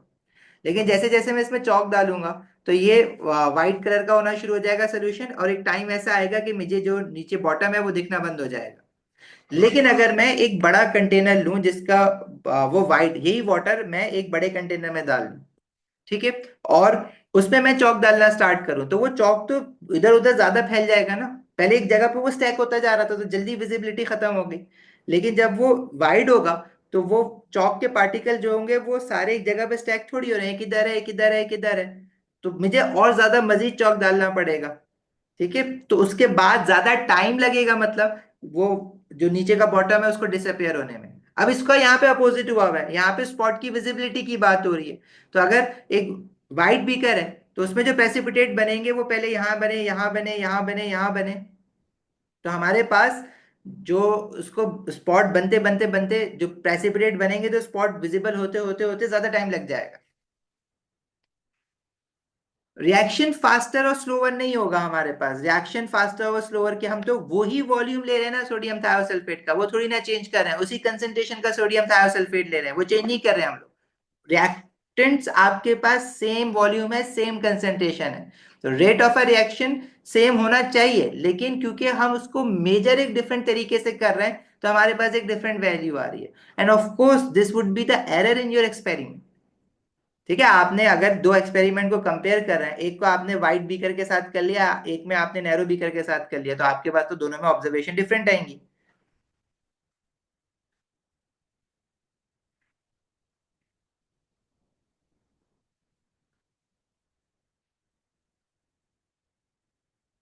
देखो यहाँ पे टाइम इंक्रीज क्यों हुआ है, ये वाले केस में उल्टा हो रहा था, जिसमें प्रेसिपिटेट बन रहा है तो उसमें ज्यादा टाइम, अगर नैरो होगा तो जल्दी हो जाएगा।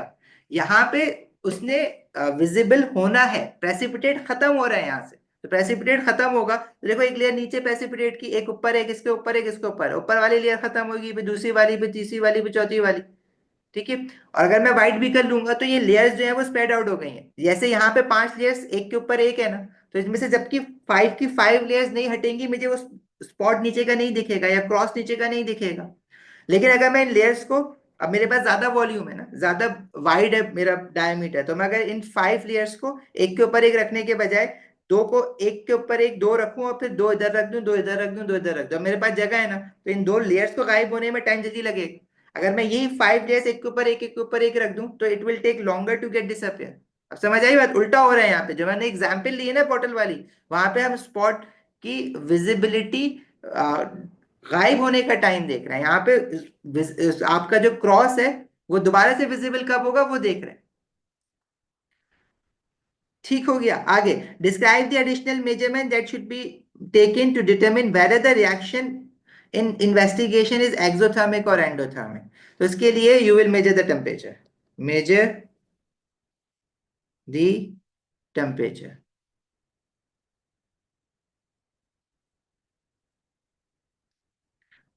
measure the temperature and before and after the reaction. सिर्फ टेम्परेचर मेजर नहीं करना, बिफोर एंड आफ्टर वाली बात लिखनी है आपको। ठीक है, फाइनल टेम्परेचर मेजर करके बैठे हो, इनिशियल मेजर ही नहीं किया तो आपको कैसे पता इनिशियल ज्यादा था या फाइनल ज्यादा है। बाय थर्मोमीटर, ऑफ कोर्स लिखना चाहो लिख दो बाय थर्मोमीटर।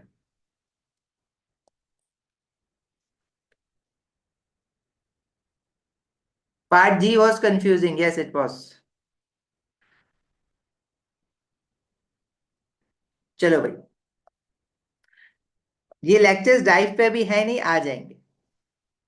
अच्छा, ये जो सेकंड क्वेश्चन है ये डिफरेंट क्वेश्चन है, इसमें थर्मामीटर वाला भी है, ये आप होमवर्क में करेंगे। ठीक है, ये भी मैं आपको ये वाली फाइल अपलोड कर दूंगा क्लास नोट्स में, तो इसमें ये क्वेश्चन है ये आप करेंगे मई जून 23 का है आईजी का। अब जरा ओ लेवल वाला क्वेश्चन भी देखते हैं, रेट ऑफ रिएक्शन का कैसा आता है। अच्छा, ये मिक्स होके आते हैं, आपने ये नहीं देखना, अगर आपके पास टाइम मिले तो ओ लेवल वाले आईजी भी करें और आईजी वाले ओ लेवल के क्वेश्चंस भी करें। Okay, a student investigates the rate of a reaction between calcium carbonate and dilute hydrochloric acid. Figure 1.1 shows part of the apparatus the student uses. The student determines the rate of a reaction by measuring the volume of carbon dioxide produced in a fixed time. Name the apparatus X. अच्छा भाई, क्या है apparatus X? Apparatus X is your conical flask. This is your conical flask. The student has incorrectly positioned the delivery tube in the apparatus. देखो भाई, calcium carbonate और hydrochloric acid का जब reaction होगा तो जो गैस प्रोड्यूस्ड होगी that would be your carbon dioxide gas, क्योंकि एसिड प्लस मेटल कार्बोनेट का रिएक्शन हो रहा है। अब ये जो कार्बन डाइऑक्साइड गैस प्रोड्यूस हो रही है ये रिएक्शन मिक्सचर से बाहर आएगी ना, तो जो आपकी डिलीवरी ट्यूब का माउथ था वो रिएक्शन मिक्सचर में डिप थोड़ी करना था, वो रिएक्शन मिक्सचर से बाहर होना था, क्योंकि कार्बन डाइऑक्साइड गैस बाहर आएगी, रिएक्शन मिक्सर से तो निकल जाएगी ना बाहर। तो यहाँ पे अब डिलीवरी ट्यूब की ओपनिंग ही नहीं है, कार्बन डाइऑक्साइड ऊपर आके जमा होना शुरू हो जाएगी। तो यहाँ पे एरर क्या है? The student has incorrectly position the delivery tube. Complete figure 2.1 to show the correct position of the delivery tube. The rest of the apparatus the student uses to collect the measure the volume of the gas produced. अब आपने इस diagram को complete करना है और आप complete करेंगे, you will make a delivery tube.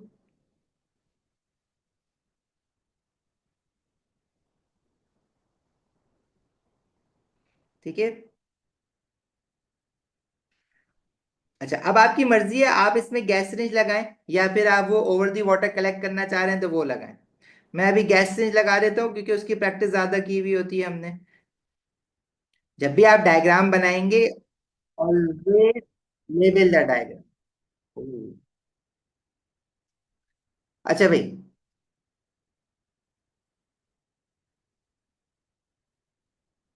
Gas syringe को आप मार्किंग अगर बना दें ठीक है, नहीं बनाए तो भी ठीक है, बस लेबल जरूर करना है। चाहे कितनी ही गंदी डायग्राम क्यों ना बनाओ, लेबल जरूर कर देना, मार्क्स मिल जाएंगे। ठीक है। This is November 23 paper 41। नवंबर मई जून 24 में और November 24 में रेट ऑफ रिएक्शन का क्वेश्चन आया नहीं है अभी। This is your delivery tube, conical flask. आप ऑलरेडी लेबल नेम कर चुके हैं तो लेबल करने की जरूरत नहीं है। ठीक है।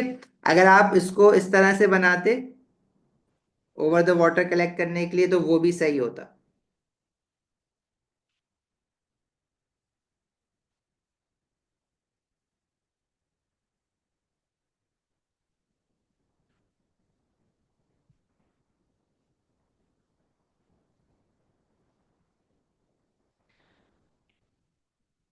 This is your measuring cylinder.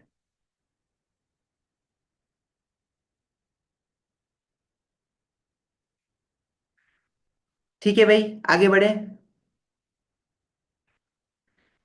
Next is the student collects 48 cm cube of carbon dioxide gas during the first 2 minutes. Calculate the mean rate of a reaction. Mean rate means average rate. Average rate आप कैसे निकालते हैं? Total change divided by total time.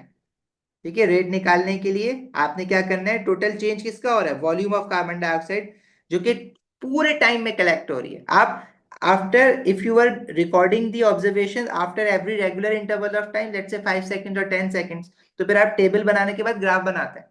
लेकिन यहाँ पे वो आपको directly आप एक बार स्टॉपवॉच लेके बैठ गए, लेके बैठे हुए जब तक गैस सिरिंज जो है वो कंप्लीटली फिल नहीं हो जाती, मतलब जब इसका प्लंजर मजीद मूव होना बंद नहीं हो जाता तब तक आप लेके बैठे हुए। जैसे ही प्लंजर रुक जाएगा इसका मतलब है अब मजीद गैस नहीं आ रही है, मतलब रिएक्शन स्टॉप हो गया है। तो वो उस तक पहुंचने में कितना टाइम लगा है वो टाइम आपको रिकॉर्ड करना है। तो total time, total volume over total time. Total volume आपके पास कलेक्ट हुआ है 48 cm3 कितने टाइम में? 2 मिनट्स में। अब जो फाइनल यूनिट है वो सेंटीमीटर क्यूब पर सेकंड है, तो वॉल्यूम का यूनिट तो सेंटीमीटर क्यूब में दिया हुआ है, टाइम मिनट्स में दिया हुआ है, मिनट्स को सेकंड्स में कैसे कन्वर्ट करते हैं? मल्टीप्लाई बाय 60, तो ये हो जाएगा 120 सेकेंड्स। क्या आ रही है ये वैल्यू? नहीं आयशा बेटा, पेंसिल से ही करना सब। हाँ भाई, 0.4 cm3 पर सेकेंड। ठीक है। ठीक है, ये क्वेश्चन इतना ही था। नेक्स्ट क्वेश्चन देखते हैं। अच्छा जी, इसमें कह रहे हैं calcium carbonate react with hydrochloric acid, same reaction है। But change in mass method है यहाँ पे कॉटन वूल लगी हुई है, loosely fitted cotton wool. Loosely fitted इसलिए होती है क्योंकि कार्बन डाइऑक्साइड गैस स्केप हो सके। अगर आप कॉटन वूल को स्टफ कर देंगे ना, तो क्या होगा, आपका जो एयर गैप्स हैं वो खत्म हो जाएंगे कॉटन वूल के अंदर, तो वो एक प्लग बन जाएगा, कार्बन डाइऑक्साइड को बाहर नहीं जाने देगा। Secondly, why we need any cotton wool in first place? Because when carbon dioxide gas is produced in the form of effervescence, तो एसिड स्प्रे होता है। मतलब अगर आप कोल्ड ड्रिंक की बोतल भी खोलते हैं तो उसमें से जब कार्बन डाइऑक्साइड गैस आती है तो लिक्विड स्प्रे करता है ना बाहर। तो वो जो लिक्विड बाहर जाएगा उसको रोकने के लिए, क्योंकि लिक्विड बाहर जाएगा तो उसकी वजह से भी डिक्रीज इन मास आ जाएगा। हम जो डिक्रीज इन मास मेजर करना चाह रहे हैं वो सिर्फ और सिर्फ स्केप ऑफ कार्बन डाइऑक्साइड की वजह से मेजर करना चाह रहे हैं। तो अगर यहाँ पे आपका लिक्विड स्प्रे होता भी है तो वो कॉटन वूल एब्जॉर्ब कर लेगा और उसका मास रिएक्शन मिक्सचर में ही रहेगा। A student investigate the rate of this reaction using three different concentrations of hydrochloric acid. The student adds all the calcium carbonate in the sample bottle to the dilute hydrochloric acid in E. Replace the sample bottle on the balance. Record the mass on every 30 seconds. अब इसी एक ही experiment में different time पे आप value major करें, तो ये graph वाला क्वेश्चन बन सकता है। अच्छा भाई, अच्छा थोड़ी देर रुक जाओ, ये क्वेश्चन करके ब्रेक ले लेते हैं, मुझे इसके बाद एक और क्वेश्चन करवाना है आपको, छोटा सा क्वेश्चन है। अच्छा, इन्होंने सैंपल बॉटल जो है ना वो इसी बैलेंस पे रखी है, खाली होने के बाद भी इसी बैलेंस पे रखेंगे, इससे कोई फर्क नहीं पड़ रहा। बेसिकली आप इंटरेस्टेड है चेंज इन मास कितना हो रहा है कार्बन डाइऑक्साइड गैस के escape होने की वजह से। ठीक है। अच्छा देखो, एक बात बताऊं, एक इंप्रूवमेंट इस एक्सपेरिमेंट में जो यहाँ पे मुझे नजर आ रही है, जब आप इसका स्पेशली अगर मैंने गैस रेंज लगाई थी ऊपर वाले क्वेश्चन में, तो इसमें जब मैंने कैल्शियम कार्बोनेट डाला था, तो जब मैं कैल्शियम कार्बोनेट इसमें डालूंगा और इतनी देर में मैं रबर बंग लगाऊंगा और गैस रेंज को फिट करूंगा, इतनी देर में कुछ कार्बन डाइऑक्साइड गैस स्केप नहीं हो जाएगी रिएक्शन मिक्सचर में। ठीक है। लेकिन क्या उससे हमें फर्क पड़ रहा है? देखिए, हमने तो ये देखना है ना कि कितने टाइम में कितनी कार्बन डाइऑक्साइड गैस प्रोड्यूस हो रही है, लेकिन एक सोर्स ऑफ एरर तो है ही। तो इसको कैसे अवॉइड किया जा सकता है? तो हम लोग यूजुअली क्या करते हैं, एक इसी फ्लास्क के अंदर एक थ्रेड से एक कंटेनर को टाई अप कर देते हैं, उसमें कैल्शियम कार्बोनेट डाल देते हैं, और जैसे ये मेरा बंग है वो मैं उठाऊंगा, इस थ्रेड को छोड़ूंगा, बंग फौरन रख दूंगा। तो जब ये कंटेनर इस सॉल्यूशन में एसिड में गिरेगा, इसके अंदर एसिड जाएगा और इट विल स्टार्ट रिएक्टिंग। तो एक तरीका ये भी होता है, तो अगर ऐसे कहीं पे बना हुआ आ जाए तो परेशान नहीं होना। एनीवेज, इस क्वेश्चन में आपसे कह रहे हैं नेम दी apparatus E। तो apparatus E is again your conical flask. Carbon dioxide gas is the product of a reaction. Describe the test used to identify carbon dioxide gas. Pass the gas through lime water. Lime water turns milky. ठीक है। Container won't react with acid. Plastic का container लेंगे। ठीक है। Pass the gas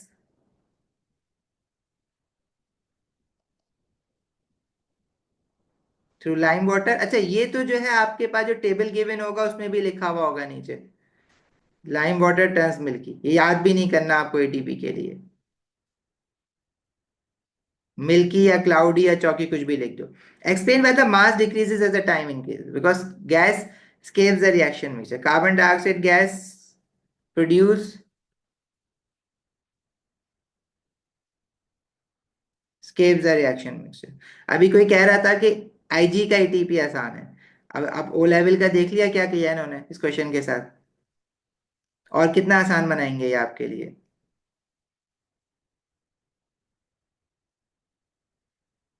student uses the, हाँ बिल्कुल, alternative wording आप use कर सकते हैं मलिया, you can write anything. The student uses the experiment of the student uses the measurement of mass as time increases to determine the rate of this reaction. State a different measurement that the student could make as time increases to determine the rate of this reaction. भाई, मास के अलावा आपके पास कौन सा method है? Change in volume method. तो volume of carbon dioxide gas वो या वॉल्यूम ऑफ गैस आप मेजर करें।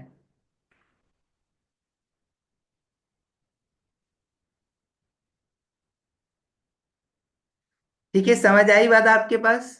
पहली वाली कौन सी बात थी भाई? लिख दो चैट में।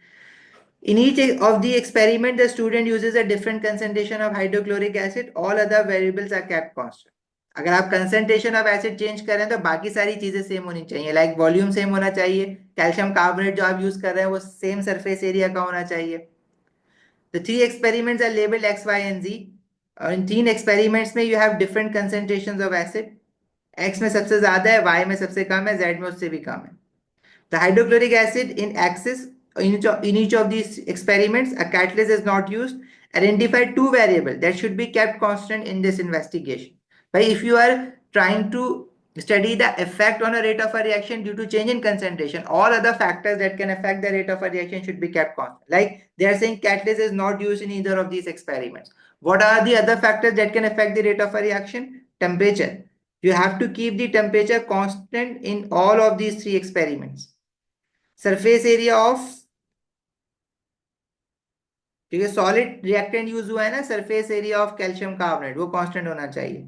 In fact mass of calcium carbonate should also be constant, क्योंकि ये आपका हाइड्रोक्लोरिक एसिड तो एक्सेस में लिया हुआ है ना इन्होंने, तो इसकी वॉल्यूम से फर्क नहीं पड़ता आप ज्यादा ले या कम ले. प्रेशर का कोई लेना देना नहीं है यहाँ पे, क्योंकि कोई भी रिएक्टेंट गैस नहीं है. Volume of HCl won't affect. Why? Because HCl is a limiting reactant, is not a limiting reactant. तो HCl आपने ऑलरेडी एक्सेस में डाला है, अगर आप ज्यादा भी डाल देंगे तो रिएक्ट तो उतना ही होना है ना जितना कैल्शियम कार्बोनेट है. कंसेंट्रेशन ऑफ HCl वही तो चेंज करना है, वो कांस्टेंट ले लोगे तो फिर चेंज क्या कर रहे हो, एक फैक्टर तो चेंज करना है ना कंसेंट्रेशन का. आशय जो कांस्टेंट रखना है वो पूछ रहा है. Surface area of solid, yes वो लिख दिया हमने. आगे बढ़ते हैं. The student plot a graph of these results. Describe how the graph is used to decide which experiment has the greatest rate. तो आप ग्राफ का क्या देख के डिसाइड करते हैं कि रेट ऑफ रिएक्शन ग्रेटेस्ट किसका है? जिसका ग्रेडियंट जो होगा वो स्टीपेस्ट होगा. स्टीपेस्ट ग्रेडियंट या हाईएस्ट ग्रेडियंट कुछ भी लिख दो. ये greatest steepest graph with steepest gradient. कुछ बच्चे लिख देते हैं graph with which is more closer to y axis, वो भी सही है. ठीक है. Graph with steepest gradient has greatest rate. Write a letter in each box on the graph to identify experiment X, Y and Z. अब देखें इसमें से जो फास्टेस्ट एक्सपेरिमेंट आपके पास हुआ है वो ये वाला है. फास्टेस्ट कौन सा है? ये वाला फास्टेस्ट है, क्योंकि इसका जो ग्राफ है it is most closer to the Y axis. और जो स्लोवेस्ट है वो ये वाला है. Slowest is this one because it is farther away from the Y axis. Gradient सबसे कम है इसका. स्लोएस्ट कौन सा होगा? जिसकी कंसेंट्रेशन सबसे कम होगी, जो कि Z है. और फास्टेस्ट कौन सा होगा? जिसकी कंसेंट्रेशन सबसे ज्यादा होगी, जो कि X है. तो this is your X, this is your Z. तो एक Y होना चाहिए. पीएच कैसे कांस्टेंट रखोगे? कंसेंट्रेशन चेंज कर रहे हो एसिड की तो पीएच भी तो चेंज होगा. Describe how the graph shows that the reaction stop. और ग्राफ से कैसे पता चलता है रिएक्शन स्टॉप हो गया? तो ग्राफ जहां पे हॉरिजॉन्टल हो जाता है, देखो सारे ग्राफ नीचे जाके हॉरिजॉन्टल हो रहे हैं ना. Graph becomes horizontal when the reaction stops. जब ग्रेडियंट जीरो हो जाता है ग्राफ का. Explain why the reaction stops. क्योंकि एक रिएक्टेंट जो कि लिमिटिंग रिएक्टेंट है वो ऑफ कोर्स क्या हो गया होगा? खत्म हो गया होगा ना. तो लिमिटिंग रिएक्टेंट क्या था? कैल्शियम कार्बोनेट था, क्योंकि HCl तो उसने कह दिया है कि एक्सेस में डाला है. So the other reactant which was calcium carbonate must have finished और used up all calcium carbonate is used up. Graph become constant नहीं लिखोगे, या तो लिखो ग्राफ बिकम हॉरिजॉन्टल, या आप लिखे ग्रेडियंट जीरो हो गया. Graph become parallel to the x axis. Graph become constant का क्या मतलब है? अगर ग्राफ यूं भी चले जा रहा है स्ट्रेट लाइन, ये भी तो कांस्टेंट ग्राफ है, चेंज नहीं हो रहा. Do not right graph become constant.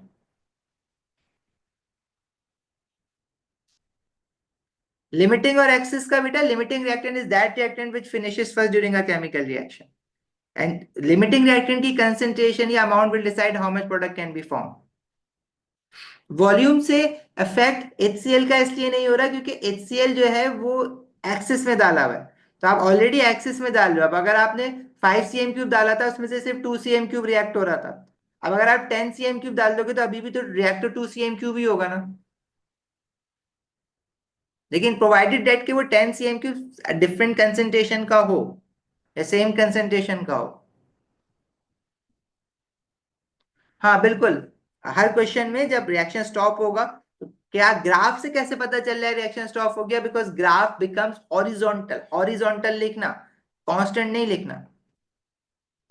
ये कांस्टेंट मास इसलिए अब आपको दिख रहा है क्योंकि अब मजीद कार्बन डाइऑक्साइड गैस बाहर नहीं जा रही ना, बनी नहीं रही, तो बाहर कहां से जाएगी? तो रिएक्शन मिक्सचर का मास कांस्टेंट हो गया, चेंज नहीं हो रहा। ग्राफ से कैसे पता चल रहा है? Graph is becoming horizontal.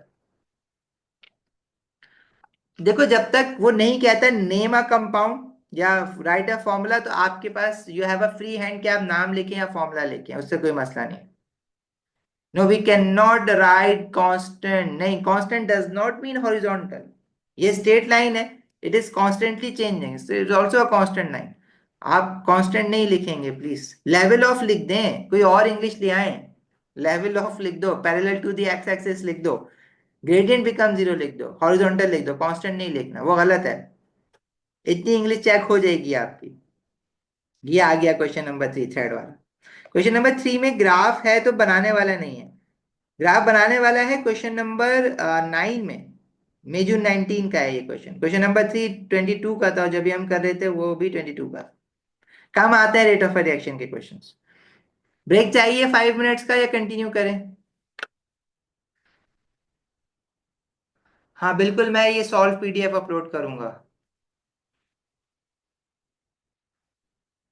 वो कॉन्स्टेंटली चेंज हो रहा होता है ना ग्राफ उमर, फिजिक्स में होगा मे बी, यहाँ पे इस तरह से नहीं लिखना। वो देखो, वहां पे भी उस तरह से नहीं है, आप कुछ चीजों को कंफ्यूज कर रहे हो। और ग्राफ कॉन्स्टेंटली चेंज हो रहा है। कांस्टेंट ग्राफ का मैं यही तो कह रहा हूँ, अगर आपके ग्राफ ये भी है, स्ट्रेट लाइन है, तो वो कांस्टेंट है ना, लेकिन ये तो चेंज हो रही है।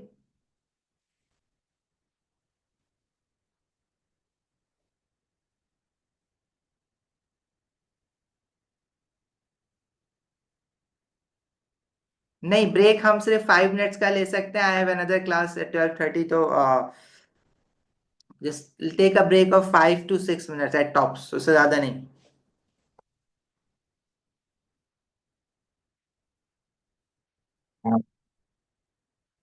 Okay, 5 minutes. It's 11:55 right now. We'll start sharp at 12.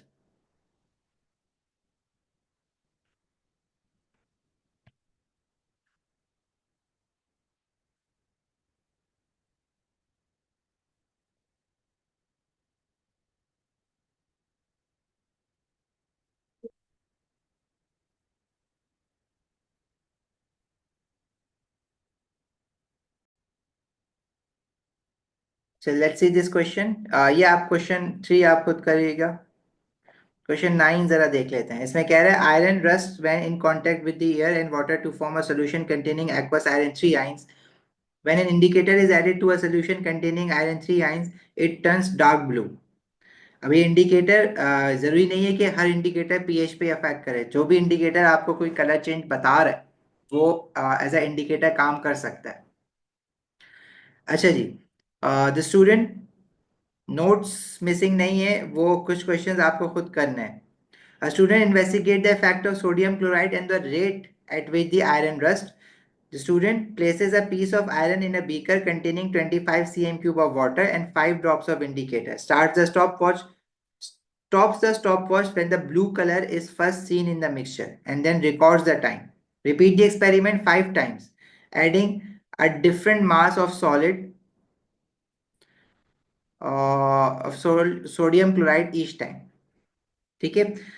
He's just changing the mass of sodium chloride और time taken for the indicator to give blue color, वो रिकॉर्ड कर रहे हैं। ठीक है, टेबल आपको गिवन है। First you are suppose to plot a graph, जिसमें कह रहे हैं on the grid plot a graph of time for the first blue colour to appear on y axis against the mass of sodium chloride on x axis. देखिए, आप independent sodium chloride है क्योंकि आप खुद से वो चेंज कर रहे हैं। ठीक है, अपने हिसाब से चेंज कर रहे हैं, उसके हिसाब से जो टाइम आ रहा है for the indicator to give blue colour, वो आप मेजर कर रहे हैं, तो ये वाई एक्सिस पे है।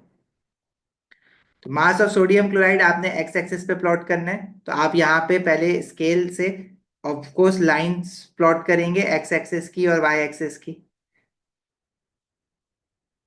लाइन जरूर बना देना। अच्छा, ग्राफ को लेबल आपने करना है हर हाल में, और ग्राफ की लेबलिंग पे अब इसने आपको खुद ही बता दिया है कि वाई एक्सिस पे क्या लेना है। वाई एक्सिस पे you have to time for the first, y axis पे आपको टाइम लेना है तो आपने यहाँ पे टाइम लिखना है। टेबल में जो हेडिंग गिवन है वो क्या है, time for first blue colour to appear. तो जो जो हेडिंग है ना टेबल की, वो पूरी आप लिखेंगे। जैसे time for first blue colour to appear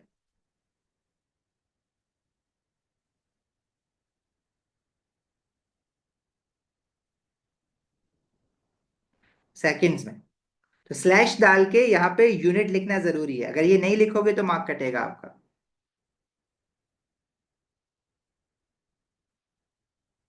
right. और एक्स एक्सिस पे मास of sodium chloride slash grams.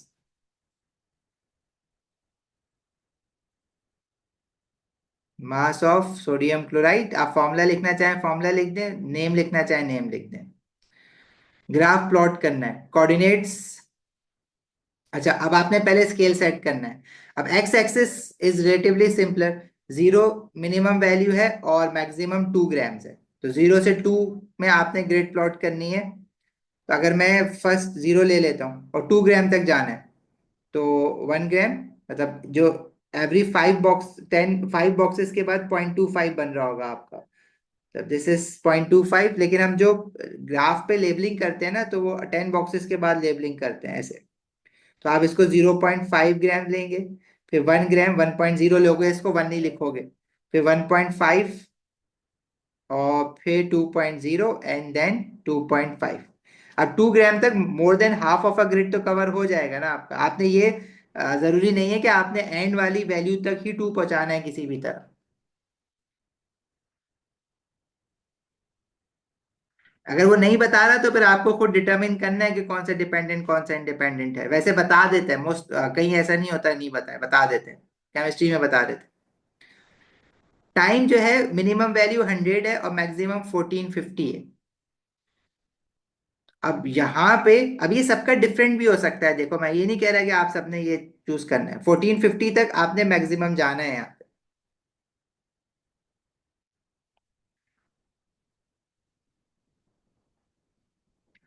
अच्छा जी, आप 0 से अगर स्टार्ट करते हैं, लेट्स से आफ्टर 10 बॉक्सेस आप 100 सेकेंड लेते हैं, तो ये पूरा नहीं होगा। 100, 200, 300, 400, 500, 600, 700। तो इट मीन्स कि आप 200 वाली वैल्यू लें। 10 बॉक्सेस पे 200 सेकेंड्स लें। 200, then 400, then 600, then 800 and 1000 seconds, 1200 seconds, और उसके बाद 1400 सेकेंड। अब वो 1400 से भी ऊपर जा रहा है, तो यहाँ पे थोड़ा सा ख्याल रखना, इस ग्राफ की जो आप लाइन बना रहे हैं वो इस तरह से एक्सटेंड करो कि जो एरो बना रहे हो वो बाहर निकले यहाँ से। 1400 के बाद इन्होंने 10 बॉक्सेस नहीं दिए हुए, तो ये 1200, 1300। तो जो आप ग्राफ ले रहे थे, वो 100 के 5 बॉक्सेस में 100 सेकेंड ले रहे थे ना। 1200, 1300, 1400। 1400 के बाद जो लास्ट आएगा आपके पास, वो 1600 नहीं आएगा बल्कि 1500 आएगा, क्योंकि वो 5 बॉक्सेस दिए हुए हैं बस। अब आपने प्लॉटिंग करनी है। 0, 1450। 0 पे 1450 है। 1450 कहाँ पे होगा, 1400 और 1500 के बीच में होगा। मतलब आप अगर 20 सेकेंड्स का एक बॉक्स बन रहा है आपके पास, 20, 40, 60, 1460, 1480 एंड 1500, तो 1450 आपका कहाँ पे होगा, 20, 40 ये बीच में आएगा, मतलब एग्जैक्टली 2.5 बॉक्सेस पे।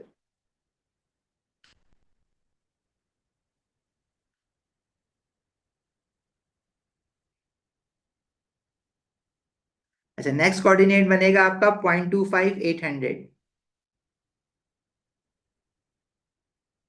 0.25, 0 और 0.5 के बीच में आएगा, 0.25 and 800। Then you have 0.5 and 550। 0.5 पे है 550, तो 550 आपका आएगा 400, देन 500, 520, 540, 560 यहाँ पे।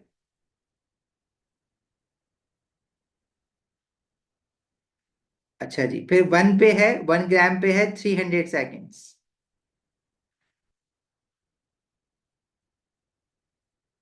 1 ग्राम पे 300 सेकेंड। अच्छा, 1.5 पे भी 300 आ रहा है। अब कोई गड़बड़ की है इन्होंने एक्सपेरिमेंट में, 1.5 पे भी 300 आ रहा है, और फिर 2 पे 100 आ रहा है।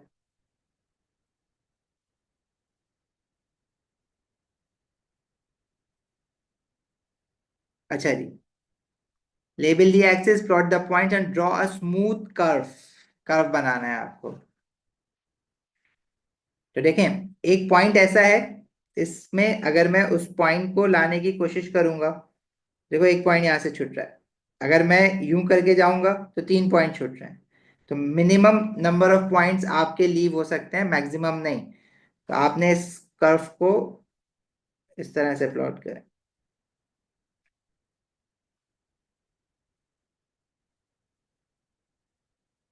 तो 1 point is out of trend, which is your this point. Use the graph to predict the time it takes for the blue color to appear if 0.7 gram of sodium chloride is used.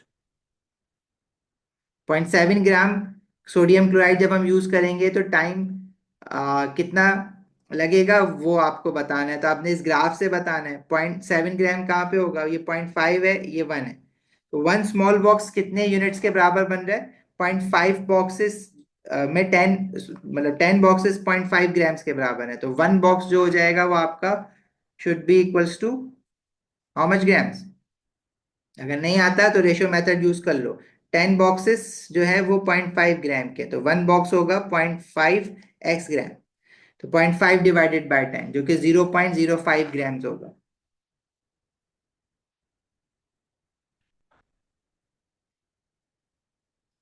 हाँ, curve को आप extrapolate करें, बिल्कुल करें, आप allowed है। आपने point two point नहीं बनाना, जरूरी नहीं आप पॉइंट टू पॉइंट बनाए। अगर आप इससे आगे चले जाएं तो कोई इशू नहीं है इसमें। ठीक है भाई, तो 0.7 ग्राम्स हमारा कहाँ पे आएगा? ये 0.5 है, दिस इज 0.6, 0.7, 0.8 एंड 0.9। तो 0.6, 0.7, 0.7 हमारा यहाँ पे आएगा। कंस्ट्रक्शन लाइन जरूर बनाओगे।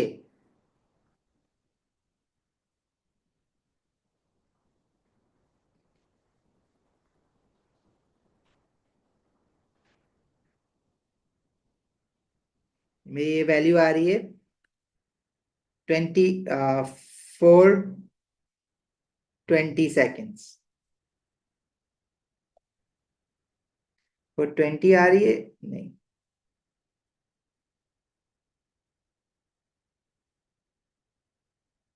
7 ग्राम्स ही था ना। 8.91,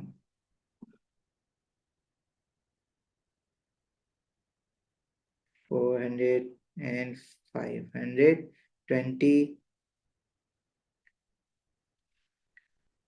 now when I am seeing my curve, I realising कि मैंने ये ट्रेंड जो है ना प्रॉपर नहीं बनाया है। थोड़ा सा यूं आना था, बट चलो कोई बात नहीं, चला लेते हैं अभी इसको। बहुत प्रॉपर काम करना है ये वाला। तो ये आ रहा है समवेयर 420 सेकेंड्स। ओ सॉरी, 420 नहीं, टाइम 440 आ रहा है किसी का।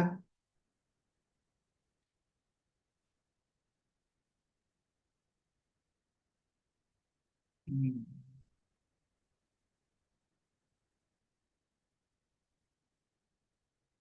हाँ ये थोड़ा सा ना इससे आईपैड पे थोड़े से इशू होता है। चलो let's take it 420 for now, 420 seconds. अगर ये गलत भी हो जाता है तो आगे कोई एरर नहीं आएगा आपका, ये एक मार्क ही जाएगा यहाँ से। The teacher suggest that the student repeats one of the experiment, which experiment is repeated? इनमें से जो आउट ऑफ ट्रेंड जा रहा है वो कौन सा आपका जा रहा है? ये वाला जा रहा है। तो ये कौन सा एक्सपेरिमेंट था? दिस वाज 1, 2, 3, 4, फिफ्थ एक्सपेरिमेंट आपने रिपीट करना है। Experiment 5 has to be repeated. Why is this experiment repeated? Because जो point है वो आपका is not following the pattern, or you can just say कि it's anomalous point, anomalous point, not following the trend, कोई error किया है आपने यहाँ पे। Then they are saying use your graph to deduce the effect of sodium chloride on the rate at which the iron rusts. तो अब अगर आप ग्राफ देखें तो if you are using more sodium chloride, the time taken for the iron to rust is decreasing. ठीक है, the more the sodium chloride you are using, the faster the rate of the reaction. तभी तो rusting जल्दी हो रही है.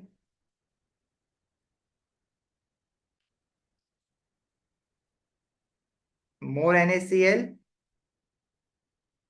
faster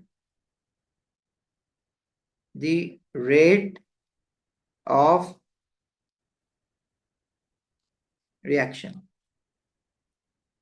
The student repeats all 6 experiments using pieces of iron which have been painted. The other variables remain the same. Painting provides surface protection. So पहले paint हटेगा और फिर वो आयरन रस्ट होगा, तो it will take longer for the painted iron to get rust.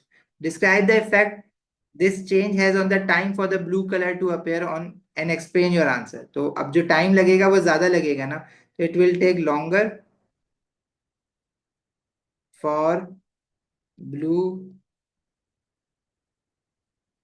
color to appear. And explanation क्या होगी इसकी? तो painting provides surface protection, barrier provide करेगा. Painting provides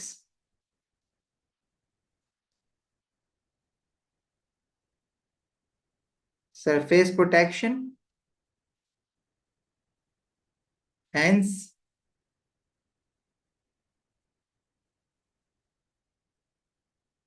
reduces rate of rusting. Ahmed चले जाओ बेटा. नहीं ज़ारा, इतना बड़ा फर्क नहीं आएगा. 380 का 420. मुझे तो मेरा कर्व जो हमने बनाया है, I am not satisfied with it. ये मुझे दोबारा से बनाना चाहिए, लेकिन अभी मैं मिटाऊंगा, गड़बड़ हो जाएगी अभी फिलहाल.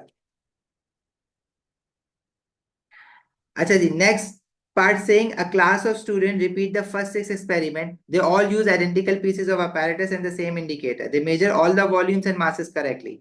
The times measured by each student are different, but each student produces a graph of the same shape.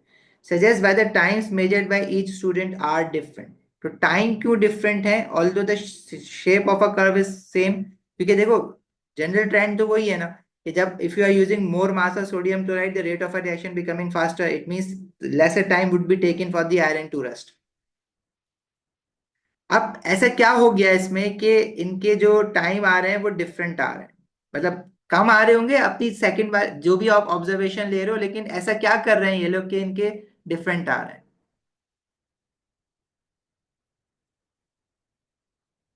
Human reaction time तो हम नहीं कहेंगे इसको, ये कह सकते हैं कि हाँ, हर स्टूडेंट को जो है वो कलर, अब देखो, कलर ब्लाइंड वाली बात नहीं है यहाँ पे, लेकिन डिफरेंट लोगों का कलर को परसीव करने का टाइम डिफरेंट होता है. कलर ब्लाइंड नहीं है यहाँ पे, कलर ब्लाइंड वाली बात नहीं करो. एक ही कलर आ रहा है ना, तो इसलिए हम कलर ब्लाइंड नहीं देखेंगे यहाँ पे. ठीक है. ह्यूमन रिएक्शन टाइम एरर, भाई स्टॉप वॉच ऑन ऑफ करने में टाइम डिफरेंट कर दिया हो, यस, ह्यूमन रिएक्शन टाइम भी आ सकता है यहाँ पे. तो आप यहाँ पे रिएक्शन टाइम लिख सकते हैं. Reaction time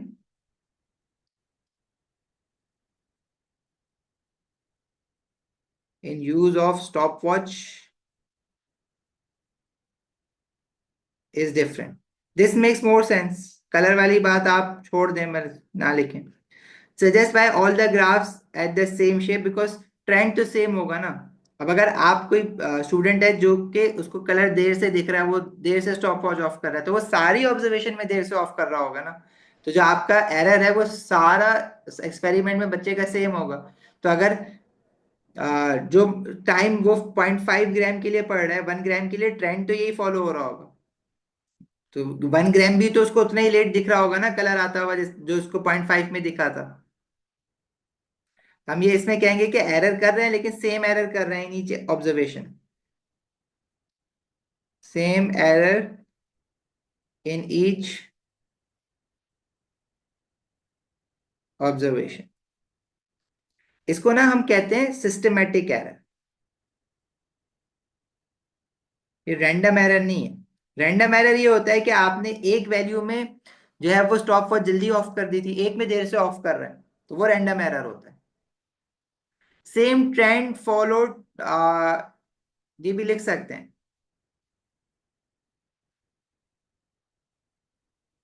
same trend follow क्यों हो रहा है, वो ग्राफ को ही तो ट्रेंड कहते हैं ना, तो वो उसका आंसर लिखना था। तो आप ये लिखें, same error in each observation.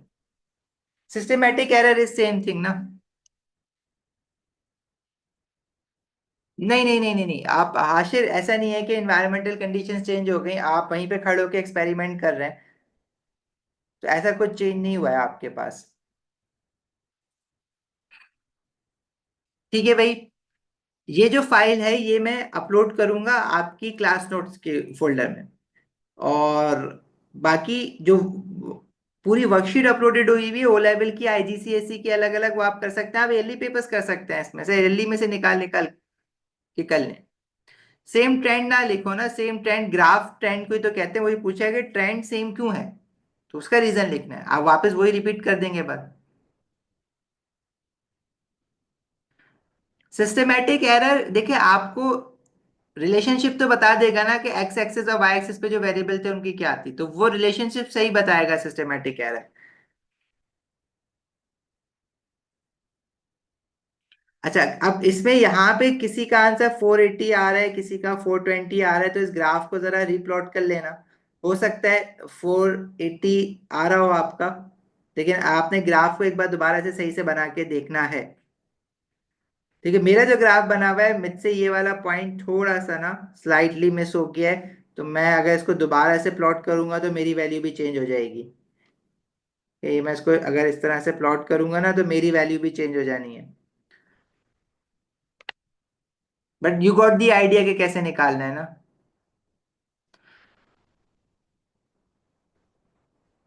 Ahmad, आप कहाँ पे ऐड नहीं हो बेटा, व्हाट्सएप पे मैसेज कर दो मुझे। हाँ, 480 फिर भी नहीं आ रहा होगा, 480 से तो कम ही बनेगी वैल्यू।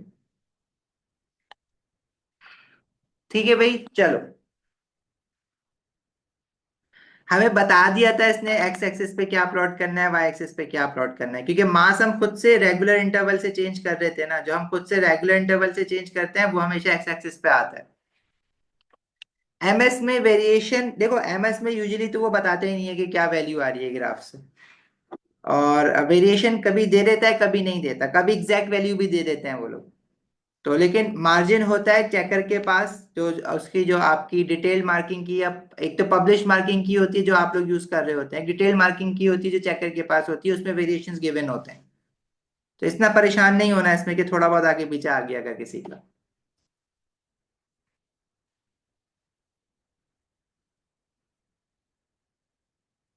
360 तो नहीं आएगी, किसी भी तरह नहीं आएगी 360। 360 तो बहुत नीचे चले गए हो। प्लॉट कर लो ग्राफ को दोबारा। मैं इसको मिटा के, अभी मैं प्लॉट करना नहीं चाह रहा सारी चीजें ना, टाइम लग जाएगा अभी। बट इसमें कोई इतना बड़ा प्रॉब्लम नहीं है, आप इसको बैठे आराम से प्लॉट करें। 450 ज्यादा, 440 ज्यादातर लोगों का आ रहा है, तो वो 440 ही हम इसको सही मान के चलते हैं अभी।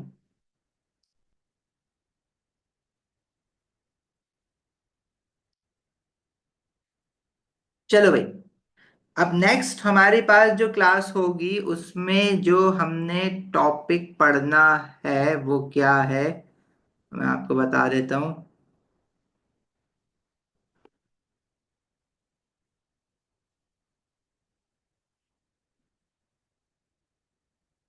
मेटल्स के एटीपी बहुत आसान है। मतलब मेटल्स और इलेक्ट्रोलिसिस का थ्योरी पेपर जैसा ही एटीपी होता है।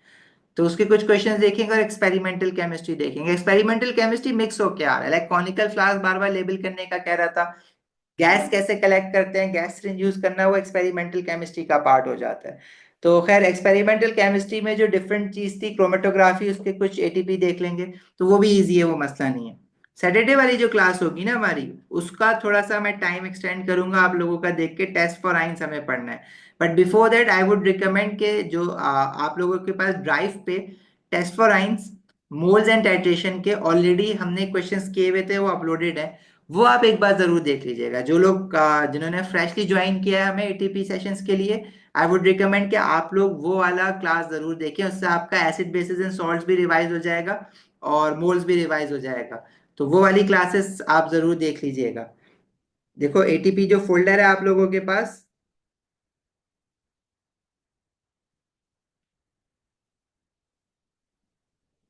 इसमें रिकॉर्डेड लेक्चर्स में जो हमारी लास्ट क्लास हुई थी वो 6 नंबर की थी। 1 to 5 आप बिफोर सैटरडे आप सब देख लीजिएगा, जिन्होंने पढ़ा हुआ है साथ, जिनको याद है इट्स ओके, जिन्होंने कभी नहीं पढ़ा हुआ साथ, तो वो ये वाली क्लासेस ना 1 to 5 वो प्लीज जरूर देख लेना आपने।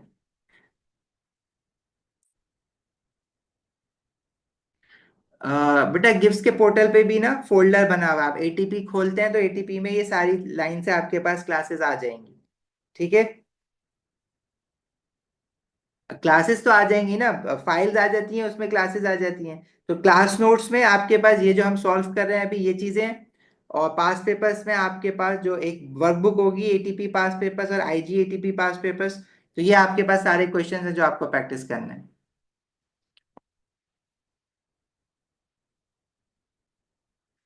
चलो भाई, जा सकते हैं अभी।